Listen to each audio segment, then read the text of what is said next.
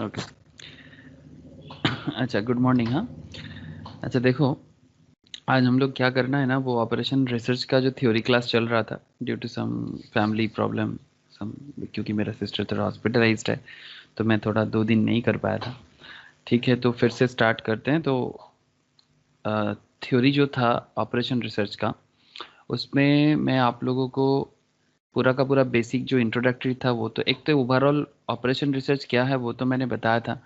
फिर मैंने आप लोगों को ये बताया था कि ऑपरेशन रिसर्च जो है हमारा, कि कोई भी ऑर्गेनाइजेशंस को ओवरऑल हैंडल करने के लिए उसका ऑपरेशन मैनेजमेंट जो है, बेसिकली ऑपरेशन मैनेजमेंट बहुत इंपॉर्टेंट है, because ultimately at the end of the day आपका ऑपरेशन सही रहना बहुत ज़रूरी है। तो ये ऑपरेशंस क्या है ये आपको पता चल गया है। तो हम लोग अभी क्या कर रहे हैं, जैसे स्टडी नोट 1 में जो था, स्टडी नोट 1 में ऑपरेशन फर्स्ट चैप्टर जो था वो उसका क्वेश्चन आंसर भी किए थे, तो कंप्लीट ओवरव्यू कर लिए थे। अभी क्या करना है ना, सेकंड चैप्टर जो ऑपरेशन प्लानिंग है आप लोगों का, उसके अंदर जो मैथमेटिक्स पार्ट है उसमें मैं कुछ नहीं करूंगा, उसमें तो पूरा का पूरा मैम आप लोगों को करा ही रहा है, कि जो स्टैट्स मैथ्स जो ऑपरेशन प्लानिंग मैनेजमेंट का जो भी मैथमेटिकल है या स्टैटिस्टिकल इश्यूज है या जो भी जगह है, उसका तो मैम आप लोगों को दे रहे हैं, तो आप उनको करते जाइए, तो क्लैरिटी हो जाएगा। पर इसका जो थ्योरी बेस है, मतलब जिसके ऊपर कॉन्सेप्ट जिसमें बना हुआ है, कि इसका जो जो एक एक पार्ट में जो कॉन्सेप्चुअल थ्योरी है, वो कॉन्सेप्चुअल थ्योरी मैं आपको ऑपरेशन प्लानिंग का या फिर बाकी चैप्टर्स का भी धीरे धीरे बड़ा बताते हुए जा रहा हूँ। तो आज क्या करना है, वही ऑपरेशन प्लानिंग चैप्टर्स में जो आपका थ्योरेटिकल इश्यूज है, तो जैसे कि कैपेसिटी रिक्वायरमेंट, कैपेसिटी यूटिलाइजेशन या वगैरह वगैरह, तो चलो उसमें बात कर लेते हैं, और कितना इंपॉर्टेंट एंड वाइटल है आपको पढ़ते ही समझ में आ जाएगा। तो चलो, मैं आपको स्क्रीन शेयर कर लेता हूँ, ठीक है, ताकि आपको मैं इजीली बता पाऊँ कि क्या है, कहाँ है, किस तरह से है। ओके, ठीक है, चलो। तो मैं पहले स्क्रीन तो शेयर कर लूँ, मुझे कहाँ नहीं मिल रहा है, स्क्रीन शेयर मिल गया।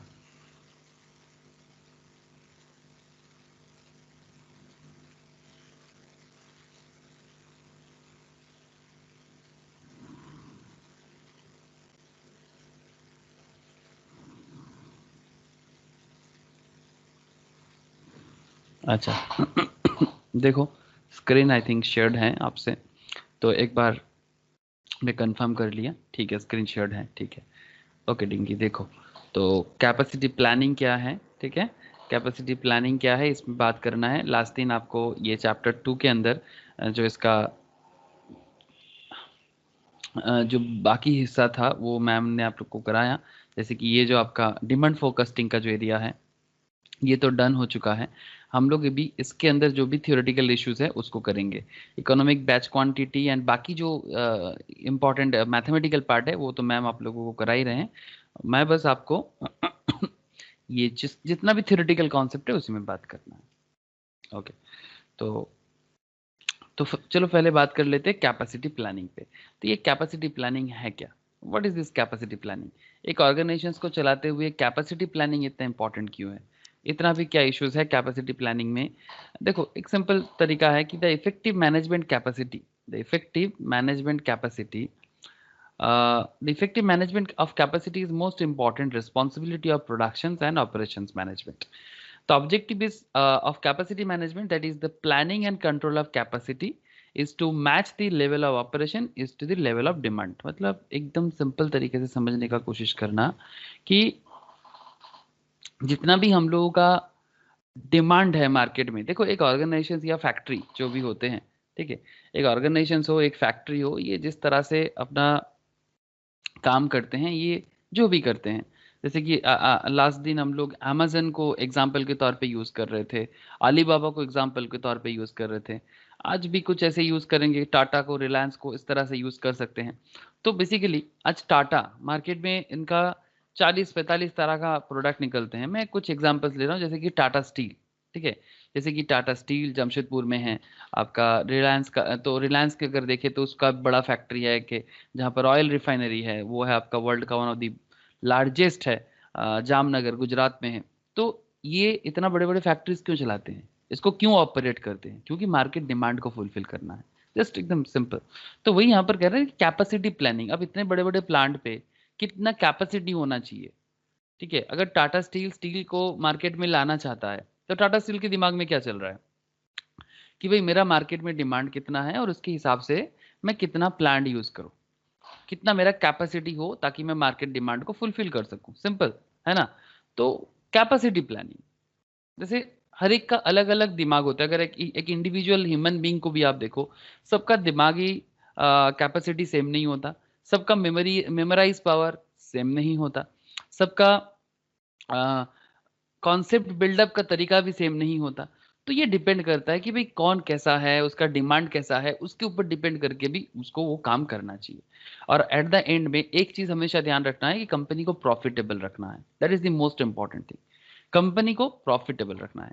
तो वही यहां पर कह रहा है, the objective of capacity management that is planning and control of capacity is to match the level of is to match the level of operations to the level of demand. Capacity planning is concerned with the finding answers to the basic questions regarding capacity, such as जैसे कि आप easily देखो यहाँ पर, what kind of capacity is needed, किस तरह का capacities चाहिए, how much capacity is needed, कितना कैपेसिटी चाहिए, and when this capacity is needed, कब चाहिए। तो क्या चाहिए, कैसे चाहिए एंड कब चाहिए।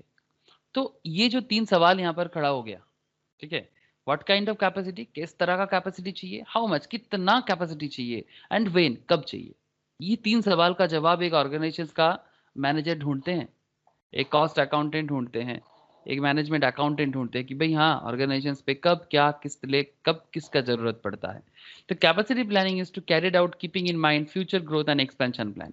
तो जब भी ये कैपेसिटी प्लानिंग का बात होता है, ये कॉन्सेप्ट हमेशा इसी पॉइंट पे चाहते हैं कि भाई अल्टीमेटली कब मेरा ये चीज का जरूरत है और कब मैं इस चीज को कंप्लीट करूं, और इसके ऊपर डिपेंड करके मेरे कंपनी का फ्यूचर ग्रोथ कैसे डिपेंड करता है, इसके ऊपर डिपेंड करके मेरे कंपनी का फ्यूचर ग्रोथ कैसे डिपेंड करता है, that's the big issues here. ठीक है, तो कंपनी का फ्यूचर ग्रोथ बहुत वाइटल हो जाता है इधर, क्योंकि फ्यूचर ग्रोथ एंड एक्सपेंशन के ऊपर ही डिपेंड करता है कंपनी किस तरह से अपने आप को बिल्ड करेगा, कैपेसिटी कैसे बिल्ड करेगा। अगर आपको फ्यूचर में ज्यादा ग्रोथ का ऑब्जेक्टिव ही नहीं है तो आप ज्यादा कैपेसिटी बिल्ड करके क्या करोगे। जैसे अगर मानो कि आप लोग कॉस्ट अकाउंटेंट बन रहे हो, ठीक है, कोई चार्टर्ड अकाउंटेंट बनता है, कोई कंपनी सेक्रेटरीज बनता है, कोई IIM MBAs बनते हैं, कोई इंजीनियर बनते हैं, कोई अगर अब देखो तो अगर आप कॉमर्स में ही देख लेते हैं हम लोग, ज़्यादा दूसरा फील्ड में जाने का ज़रूरत नहीं है। आप कॉमर्स फील्ड में हो तो आप कॉमर्स में एक हाईएस्ट लेवल ऑफ नॉलेज ले रहे हो, as a chartered, as a cost accountant, as a company secretaries. But जिनको इतना नहीं जाना है, जैसे कि वो सिंपल एक 10-15 thousand का नौकरी करना चाहता है, मैं इसीलिए अमाउंट यूज कर रहा हूँ बिकॉज उसके ऊपर डिपेंड करता है ना कि आप कैपेसिटी कितना बढ़ाओगे। एक सिंपल बीकॉम के लिए जो नॉर्मल बीकॉम पास होकर रहना चाहता है, उसको पता है कि भाई उसका नीड ज्यादा नहीं है, उसका नीड ज्यादा नहीं है, और नीड है भी तो ना वो उसके लिए उतना मेहनत भी नहीं करना चाहता, तो वो अपना कैपेसिटी को क्यों बढ़ाएगा अगर वो 10,000-15,000 में खुश है। ठीक है, कोई इंसान खुश रह सकता है, उसमें कोई ऐसा नहीं कि वो क्यों खुश रहेगा, उसको 10 लाख कमाना पड़ेगा, वाई 10,000, 10,000 नहीं, उसको 1 लाख कमाना चाहिए, that's a different issues. But अगर कोई बंदा को लगता है कि नहीं नहीं I am happy with that, तो ठीक है। अगर किसी को लगता है नहीं I am not happy with 10,000 और 20,000 बिकॉज मेरा लाइफ में नीड बहुत है, मेरा रिस्पॉन्सिबिलिटीज ज्यादा है, तो जिसका रिस्पॉन्सिबिलिटीज ज्यादा, जिसका नीड ज्यादा, उसका कैपेसिटी ज्यादा, आप समझ पा रहे हो ना। मैं एक नॉर्मल इंडिविजुअल ह्यूमन बीइंग के हिसाब से सोच रहा हूँ कि मुझे कैपेसिटी बिल्डअप करना चाहिए कि नहीं करना चाहिए। ठीक है, तो एग्जैक्टली ठीक जिस तरह से एक इंडिविजुअल्स के तौर पे मैं सोच रहा हूँ कि मुझे कैपेसिटी बिल्डअप करना चाहिए कि नहीं करना चाहिए, एग्जैक्टली सिमिलर पैरामीटर में एक ऑर्गेनाइजेशन भी सोचता है इन द सेम फैशन कि मुझे कैपेसिटी यूटिलाइजेशन, कैपेसिटी प्लानिंग करना चाहिए कि नहीं करना चाहिए। अल्टीमेटली एक इंडिविजुअल ही तो चलाते हैं ऑर्गेनाइजेशंस को, तो इसीलिए उसी पैरामीटर में सोचेगा ना, अलग पैरामीटर कहां से आएगा। तो capacity planning is required for the following, sufficient capacity is required to meet the customers demand in time। Exactly customers का डिमांड को टाइम में अगर आपको मैच कराना है तो आपको सफिशिएंट कैपेसिटी जरूरी है। Capacity affects the cost efficiency operations, अगर आप कैपेसिटी जो है ना वो आपका कॉस्ट को एफिशिएंस करेगा, बिकॉज अगर जितना कॉस्ट एफिशिएंट करोगे उतना ज्यादा प्रॉफिटेबल रहोगे। अगर कॉस्ट एफिशिएंट नहीं कर पाओगे, मतलब अगर आपका प्रोडक्ट को बनाने में ज्यादा खर्चा लग जाता है, ज्यादा कॉस्टिंग आ जाता है, तो ऑटोमेटिकली आपका प्रोडक्ट सेल करके मार्केट में प्रॉफिट करना टफ हो जाएगा। और अगर आप ज्यादा देर तक ऐसा चलता जाए, 1 साल 2 साल 3 साल इवन 6 महीने में भी आजकल बिजनेस को कंपटीशन इतना है ना कि अगर आप 6 मंथ्स प्रॉपर लेवल पे बिजनेस को रन नहीं करा पाते तो 7वां महीने में आपका बिजनेस जाके बंद हो जाएगा, because you can't maintain your cost. तो आपको कॉस्ट एफिशिएंट होना जरूरी है। बड़े से बड़े बिजनेस को दिक्कत हो रहा है। Just look at the big बाजार, रिसेंटली हुआ है, जस्ट लुक रिसेंटली उसका वही प्रॉब्लम हुआ, कॉस्ट कट नहीं कर पा रहे हैं। किंगफिशर एयरलाइंस कितना लोन लिया था मार्केट में, इंडिया का सेकंड हाईएस्ट कैपेसिटी वाइज था उनका जो भी ऑपरेशन चलता था किंगफिशर का, विजय माल्या का कंपनी रे बाबा। इतना बड़े बड़े कंपनीज वो अपना basic jet Airways another example है, कंप्लीटली डिस्ट्रॉय तो नहीं हुआ बट वो भी अभी एक ऐसे सिचुएशंस में है कि शायद फिर से वापस आए या फिर ना भी आ सकता है, because cost cutting is the big issues. Because मतलब जिस तरह का बिजनेस मॉडल है, जिस तरह का डिमांड है, उसके बेसिस में अगर वो अपना कॉस्ट को एफिशिएंट नहीं कर पाए ना, तो कितना भी अच्छा आपके पास पैसा हो, कितना भी अच्छा आपके पास ऑफिसर्स हो, मतलब इसमें पूरा का पूरा डिपेंड करता है। एक प्रॉपर कॉस्ट अकाउंटेंट का बहुत बड़ा जिम्मेदारी होते हैं, बहुत बड़ा। मैं स्टॉक मार्केट में मैंने वो एयरलाइंस के ऊपर मैंने केस स्टडीज करवाया था, अगर कभी हो सके तो उसको जरूर देखना आप लोग, कि किस तरह से एरोप्लेन इंडस्ट्री इसका मेन दिक्कतें कहाँ होता है, बिकॉज उसका वही प्रॉब्लम है, कॉस्ट कटिंग। बिकॉज बड़ा एक्सपेंसिव बिजनेस है, बड़ा ही एक्सपेंसिव बिजनेस। इसका जो फ्यूल है, इसका जिस तरह का मशीन जो हवा में उड़ते हैं, काफी महंगा आता है। दैट्स वाई एरोप्लेन का टिकट कितना महंगा आता है, वी ऑल नो। कोई कोई बोलता है आजकल तो सस्ता हो रहा है, लेकिन देखो इंडिया है, you have to think as per your country. मतलब आपका देश कैसा, आपका देश में मतलब 135 करोड़ से भी ज्यादा लोग रहते हैं अपनी कंट्रीज में। 135 करोड़ अप्रॉक्स लोग हैं, और उनके बीच में कितना लोग हायर मिडिल क्लास है, कितना लोग हाई इनकम ग्रुप का है, और कितना लोग लो इनकम ग्रुप का है, कितना लोग मिडिल इनकम ग्रुप का है। तो ये परसेंटेज को देखना है, और उसके साथ इनकम का ग्रोथ कैसा जा रहा है वो भी देखना है। कितना लोग अपने ट्रैवलिंग के टाइम पे एरोप्लेन यूज करना पसंद करते हैं, उसके ऊपर डिपेंड करता है ना कि मार्केट में कितना लोग इस फ्लाइट में चढ़ना चाहते हैं, और उसके लिए वो कितना पे करना पसंद करते हैं। That's some questions. जैसे बुलेट ट्रेन आ रहा है, बुलेट ट्रेन का टिकट का कॉस्ट कितना होगा? इंडिया कोई जापान नहीं है, इंडिया कोई जापान नहीं है, बिकॉज जापान का इकोनॉमी काफी बड़ा है, काफी स्ट्रांग है। इंडिया का इकोनॉमी बड़ा है बिकॉज साइज में बड़ा है, बट इंडिया का जो पॉपुलेशन है और इंडिया का जितना बड़ा साइज है और ओवरऑल जो इकोनॉमिकल ग्रोथ एंड डेवलपमेंट है, पर कैपिटा इनकम जो है, उसके हिसाब से देखा जाए तो जापान से टक्कर लेना तो मुश्किल है। बिकॉज जापान का इकोनॉमी में पर हेड इनकम जो है ना वो काफी हाई है। इंडिया का पर हेड इनकम हाई नहीं है, बिकॉज यहाँ का जो एक तरह का बहुत दिनों तक कॉलोनी बन के रहना, फिर हमारा जो एक एसेट था उसको लेके बाहर चले जाना, फिर उसके बाद जो भी पावर में आया मिस यूज किया, फिर एक मतलब एक बहुत ही खतरनाक टाइप ऑफ पॉलिटिक्स जो चलता रहता है हमारे कंट्रीज में। इसके ऊपर क्या होता है ना कि होता नहीं है जो होना चाहिए। तो इंफ्रास्ट्रक्चर डेवलप नहीं, सबसे मेन चीज स्किल डेवलप नहीं होता। इंफ्रास्ट्रक्चर डेवलप तब होगा जब स्किल डेवलप होगा। स्किल के साथ ऑनेस्टी, इंटीग्रिटी, बहुत सारा मैटर काम करता है, तब जाके एक ओवरऑल ऑर्गेनाइजेशन चलते हैं। मतलब नहीं तो 135 करोड़ में इतना लोग हैं कि वो आराम से चाहे तो दुनिया का मार्केट को फुलफिल कर सकता है। बट 135 करोड़ का भीड़ में दिक्कत ये हो जाते हैं कि क्वालिटी भीड़ नहीं है, दैट्स वाई स्ट्रगलिंग होता है। साथ में डेवलपमेंट कंपटीशंस, जैसे कि बिग बाजार जैसे कंपनीज को दिक्कत क्या हो रहा है ना कि क्योंकि मार्केट में ऑनलाइन सेक्टर्स जो है वो काफी कंपटीशंस दे रहा है, मॉडल काफी चेंज हो रहा है, लोकल इकोनॉमी भी कंपेटिटिवली थोड़ा सा स्ट्रांग हो रहा है। तो there are lots of things, बहुत सारा चीजों को देखना पड़ता है। आई होप आप समझ पा रहे हो कि कैपेसिटी प्लानिंग को एक ऑर्गेनाइजेशन को कैसे सोचना चाहिए, किस तरह से बिल्ड करना चाहिए। इतना देर से मैं अलग अलग कहानी इसलिए बोल रहा हूँ ताकि एक बार कॉन्सेप्ट बिल्ड हो जाए। अगेन स्क्रीन में देखना, capacity affect the scheduling system. Capacity जो है ना वो शेड्यूल को जरूर चेक करता है। Capacity creation requires an investment, obviously आप कैपेसिटी बढ़ाओगे, इन्वेस्टमेंट तो जरूरी है भाई। Capacity planning is the first step when an organisation decide to produce more और new products. Simple. Capacity planning is mainly of two types, ये mainly दो तरह का होता है, एक लॉन्ग टर्म और एक शॉर्ट टर्म। ये जो कैपेसिटी प्लानिंग है ये मेनली दो तरह का होता है, एक है लॉन्ग टर्म, एक है शॉर्ट टर्म। तो long term capacity planning and short term capacity planning. तो लॉन्ग टर्म में अगर देखें तो with investment in new facilities and equipment this plans over a time horizon more than 2 years, 2 साल से ज्यादा टाइम के लिए आप सोच रहे हो। और short term means with in 1 year, ठीक है विद इन 1 ईयर के अंदर आप अपना बिजनेस के बारे में सोच रहे हो कि मुझे बस अगला 1 साल के अंदर बिजनेस को इस तरह से लॉन्ग रन कराना है, तो you have a short term capacity plans. या फिर आपका जो बिजनेस मॉडल है वो short term point of view में ही चलता है, ठीक है, वो उसमें आप लॉन्ग टर्म व्यू ले ही नहीं सकते, बिकॉज हर हर 6 महीने में चेंज हो जाता है आपका बिजनेस का सिनारियोस। तो अगर सिनारियो हर 6 महीने में चेंज होगा तो आप long term capacity plan building करके क्या करोगे? तो डिपेंड करता है बिजनेस का मतलब कैरेक्टरिस्टिक क्या है, बहुत सारे मैटर। जैसे कोई कोई बिजनेस तो ऐसे होते हैं, the production capacity of a facility of a farm is the maximum rate of production the facility of the farm is capable, usually expressed as a volume output per period of time, that is per hour, day, week, month, quarter, ठीक है।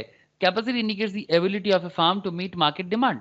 Capacity क्या बताते हैं आपको कि किसका कितना capacity है, कि भाई कौन सा फार्म मार्केट में अपना फुल डिमांड को फुलफिल कर सकता है, वो भी current demand and as well as future demand. Current demand भी फुलफिल करेगा, फ्यूचर डिमांड भी फुलफिल करेगा। चाहे टाटा का स्टील हो, टाटा मोटर्स हो, मारुति सुजुकी का कार हो, एप्पल का आईफोन हो, ठीक है, अमेजन का रिटेल गुड्स हो, फ्लिपकार्ट का रिटेल गुड्स हो, किताबें हो, व्हाटएवर जो भी है मार्केट में। Effective capacity can be determined by giving due considerations. क्या क्या चीजें आपको इफेक्टिव कैपेसिटीज में डिटरमाइन करने में सुविधा करते हैं, जैसे कि फैसिलिटीज में जैसे कि डिजाइन, बिजनेस डिजाइन कैसे हैं, लोकेशंस, बिजनेस का लोकेशंस कहाँ पर है, बिजनेस का लेआउट एंड बिजनेस एनवायरनमेंट कहाँ पर है, ठीक है। प्रोडक्ट फैसिलिटीज, प्रोडक्ट में product design and product mix, आपका प्रोडक्ट डिजाइन कैसे है, प्रोडक्ट का मिक्स कैसे है, ठीक है। तो प्रोडक्ट का जो भी है मतलब प्रोडक्ट किस तरह का है, उसको किस तरह से आप मार्केट में लाना चाहते हो, प्रोसेस कैसे करते हो, quantity and quality capabilities of the process are to be followed. Human factors very important, one of the, मैं तो मानता हूँ कि सबसे इंपॉर्टेंट फैक्ट, जॉब कंटेंट कौन है, जॉब का डिजाइन कौन कर रहा है, मोटिवेशन कैसे मिलता है लोगों को काम करने का। अगर लोगों को काम करने का मोटिवेशन ही नहीं है तो फिर वो बिजनेस कभी नहीं बढ़ सकता।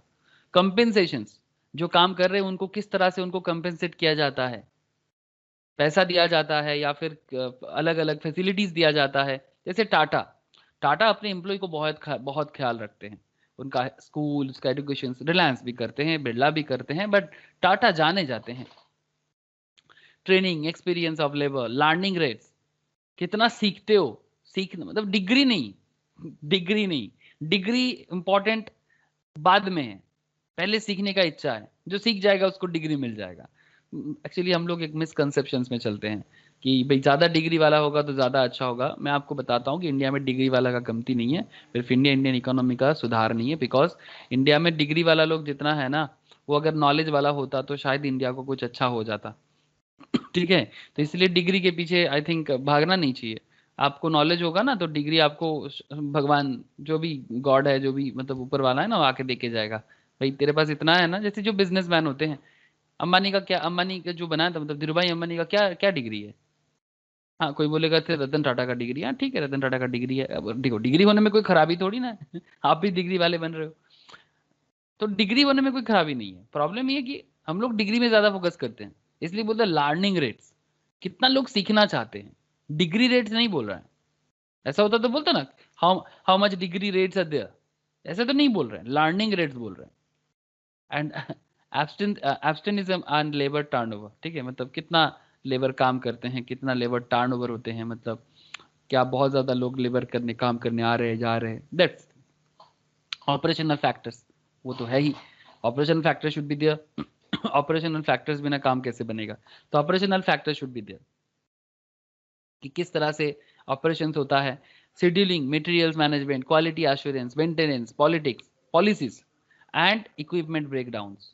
और भी वो भी है ना, इक्विपमेंट जो है वो तो ब्रेक डाउन हो ही सकता है। एक्सटर्नल फैक्टर्स भी are also there, product standard, safety regulations, union attitudes, pollution control standards, ठीक है, मेजरमेंट ऑफ कैपेसिटीज, ये भी तो है। पहले इतना देर से हम लोग यही देख रहे थे कि कैपेसिटी रिक्वायरमेंट, अब बात करेंगे मेजरमेंट ऑफ कैपेसिटी, कैसे कैपेसिटी को मेजर किया जाता है। कुछ सिंपल एग्जांपल्स भी कुछ दे देंगे, समझ में आ जाएगा, ठीक है। Capacity of a plant is usually express as the rate of output, that is in terms of unit produce per period of time, that is hour, shift, day, week, month, etc. But when farm are producing different types of product, it is difficult to use volume output of each product to express the capacity of the farm. जैसे capacity planning decisions देखो समझ में आ जाएगा। Accessing the assessing the capacity of existing facilities. पहले देखो कि अपना खुद का क्या अभी करेंटली क्या हालत में है ऑर्गेनाइजेशन, एग्जिस्टिंग फैसिलिटीज कितना है, फिर फोरकास्ट करो ना भाई कि आपको कितना मार्केट डिमांड फुलफिल करना है, long range future capacity need कितना है, ऐसे ही करके तो ऑर्गेनाइजेशन आगे बढ़ता है। फिर आइडेंटिफाई करो एंड एनालाइज करो कि कहाँ से वो कैपेसिटी फ्यूचर नीड आप फुलफिल करोगे, एकदम स्टेप बाय स्टेप। फिर आप इवेल्युएट करो कि अल्टरनेट सोर्स को लाने के लिए आपको कितना खर्चा होगा और उसका फाइनेंशियल नीड कहाँ से पूरा होगा, टेक्नोलॉजिकल नीड्स कहाँ से पूरा होगा एंड इकोनॉमिकल कंसिडरेशंस क्या रहेगा उसके बदले में। फिर selecting a capacity alternative most suited to achieve strategic mission of the firm. फिर आपको कुछ ऐसे मिशन स्ट्रेटेजी लेना चाहिए जो स्ट्रेटेजिक मैनेजमेंट तो हमें ही सिखाते हैं, जैसे इस सब्जेक्ट का नाम क्या है, operation management and strategic management. तो स्ट्रेटेजिक मिशन तो आपको लेना ही है ताकि आप अपना ऑब्जेक्टिव को फुलफिल कर सको। That is the capital capacity planning process decision, capacity planning decision and factors affecting determining the plant capacity. क्या क्या फैक्टर्स आपको देखना चाहिए, कैपिटल कितना इन्वेस्टमेंट आपको करना है, changes in product design, process design, market conditions, product life cycle, very important. Product life cycle कैसे होते हैं मैं आपको बताता हूँ। देखो ईच एंड एवरी ऑर्गेनाइजेशन उसका ना एक product life cycle is very important, because यहाँ से नहीं जरूरी नहीं है, एक मिनट थोड़ा पेन ले लूँ। हाँ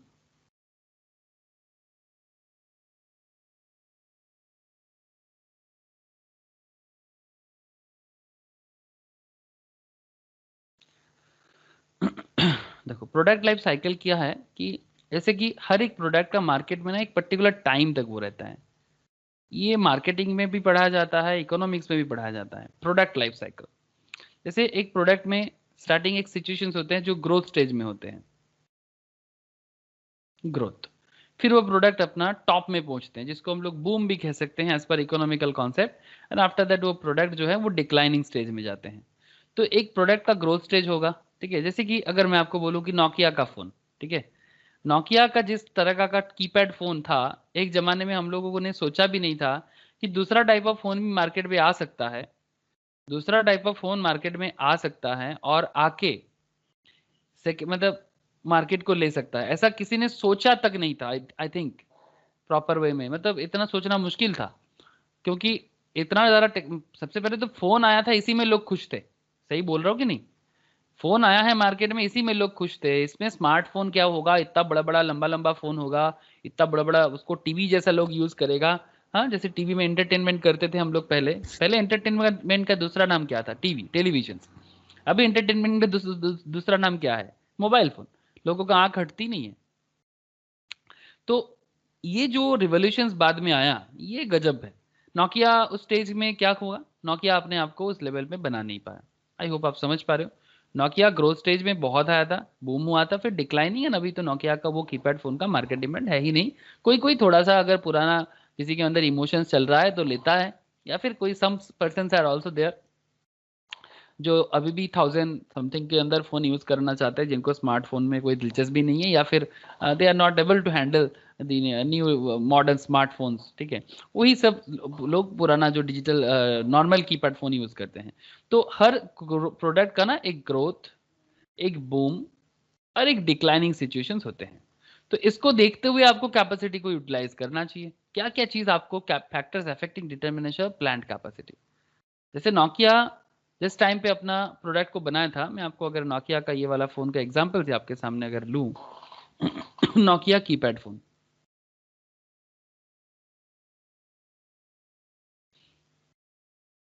जस्ट आप देखो, कुछ पुराना फोन अगर मैं आपके सामने रखूं तो आपको अभी समझ में आ जाएगा। जस्ट लुक दिस फोन, ठीक है, ये नोकिया 3310 या Nokia 105, this kind of phone. इस तरह का फोन के बारे में कोई सोचेगा भी नहीं आज के डेट में, लेकिन मिलता है, ठीक है। तो ये जिस तरह का मोबाइल फोन नोकिया यूज करता है, ठीक है, ये एक जमाना था ना, एक जमाना था जब ये फोन बहुत इंपॉर्टेंस ही रखता था, है ना, एक जमाना था जब ये फोन बहुत मार्केट में एक इंपॉर्टेंस ही रखता था, बट आज के डेट में कोई इंपॉर्टेंस ही नहीं है। तो अभी आज के डेट में क्या 2002 3 4 5 इस टाइम पे ये फोन के लिए नोकिया जो कैपेसिटी यूटिलाइज करता था, क्या आज भी उतना कैपेसिटी यूटिलाइज करेगा? नॉर्मल जवाब है नो। आई होप आप समझ गए कि जो मेरे को बोलना था आपको।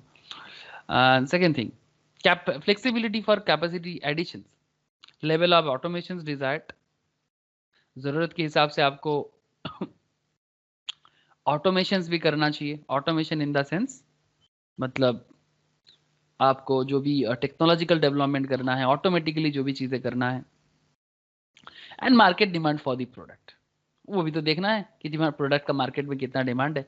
तो ये सब फैक्टर्स आपको सोचना चाहिए कि factors effecting affecting determination of plant capacity. Okay, next.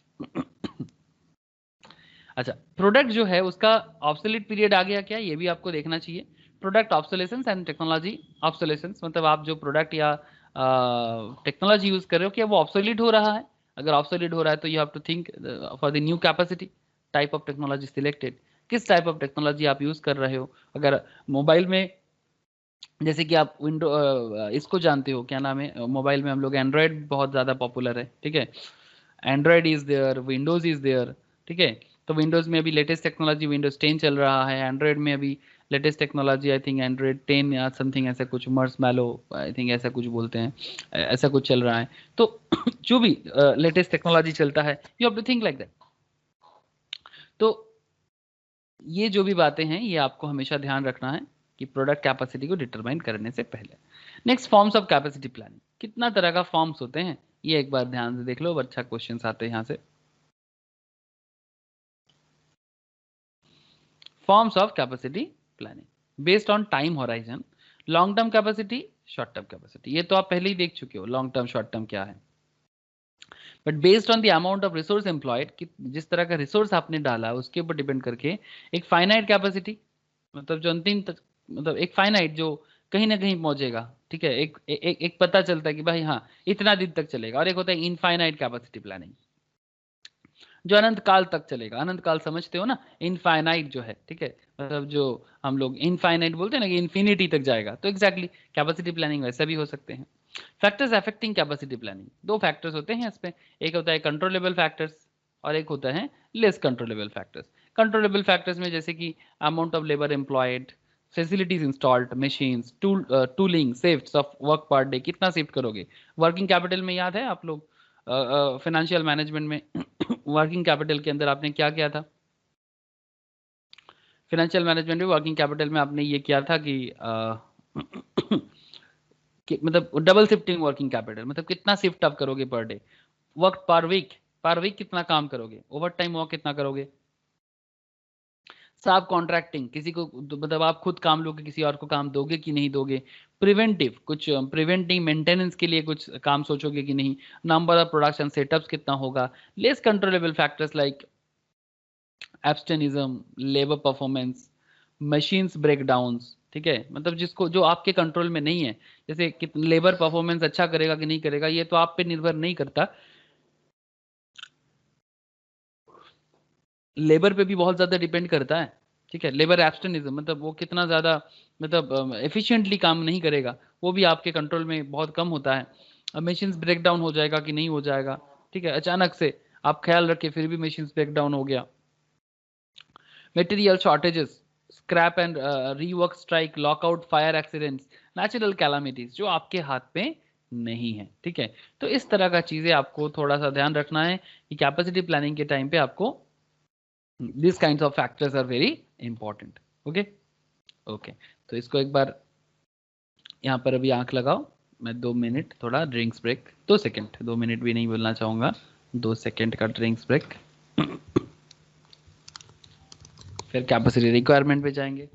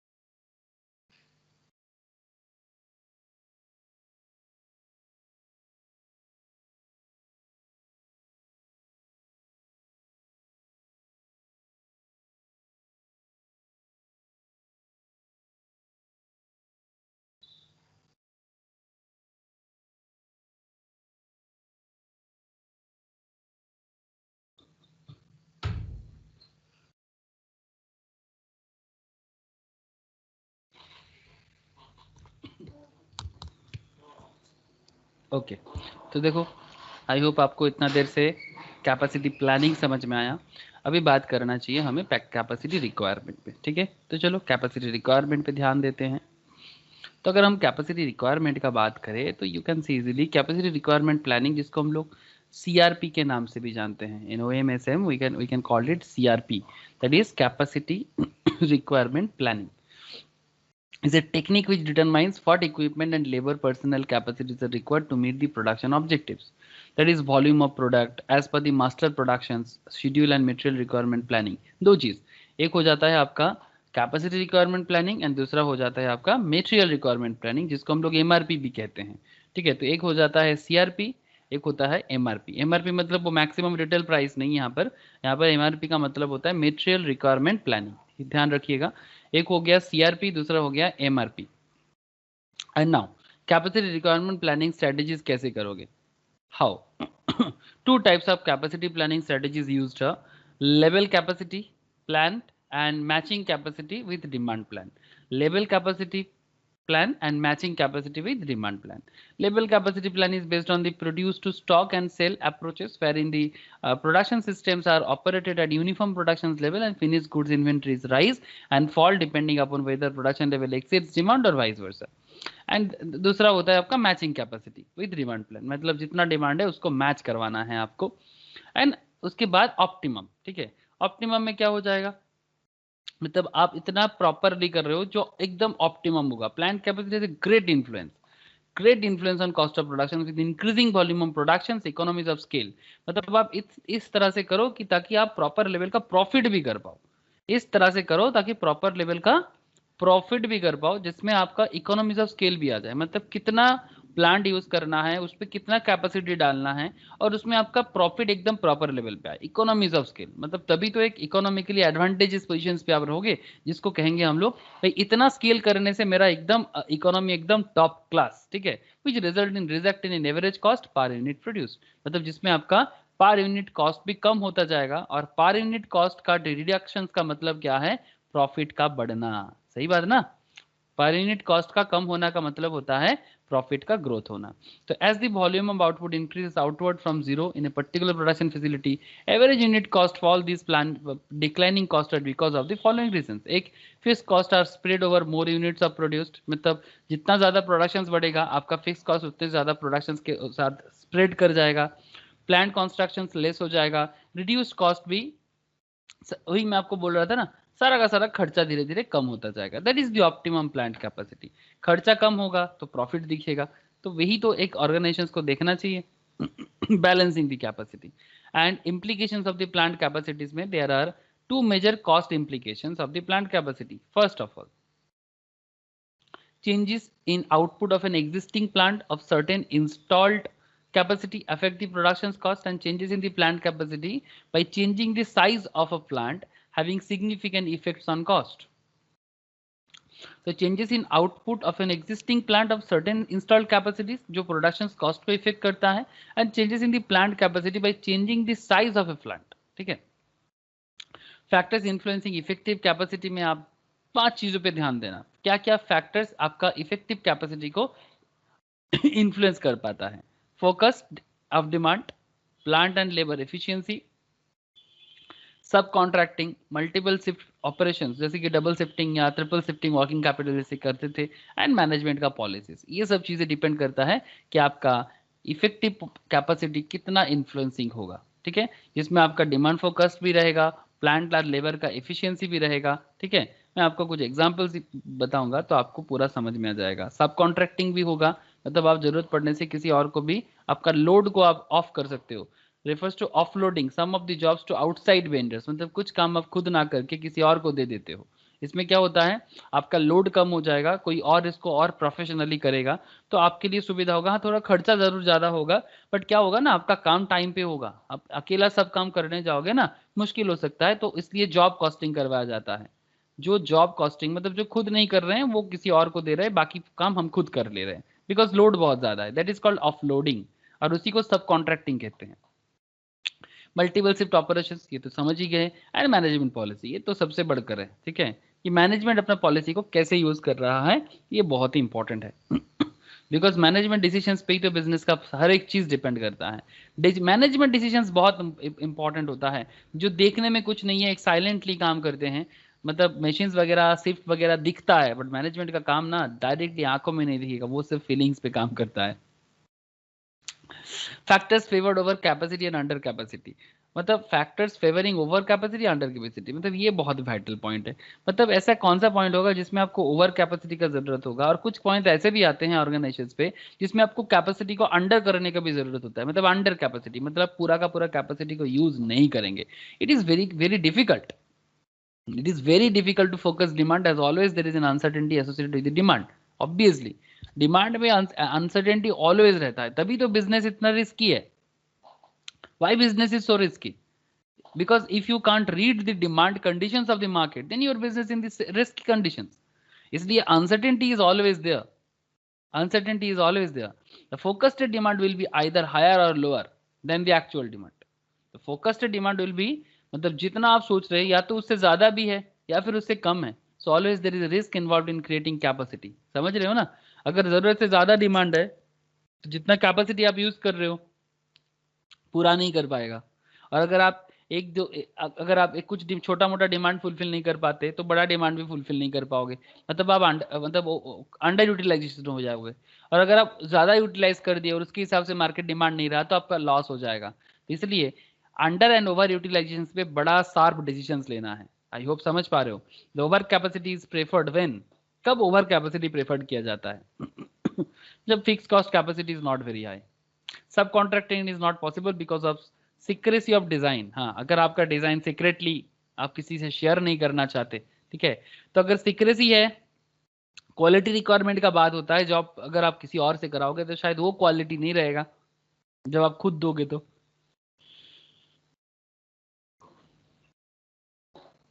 The time required to add capacity is long. The time required to add capacity is long.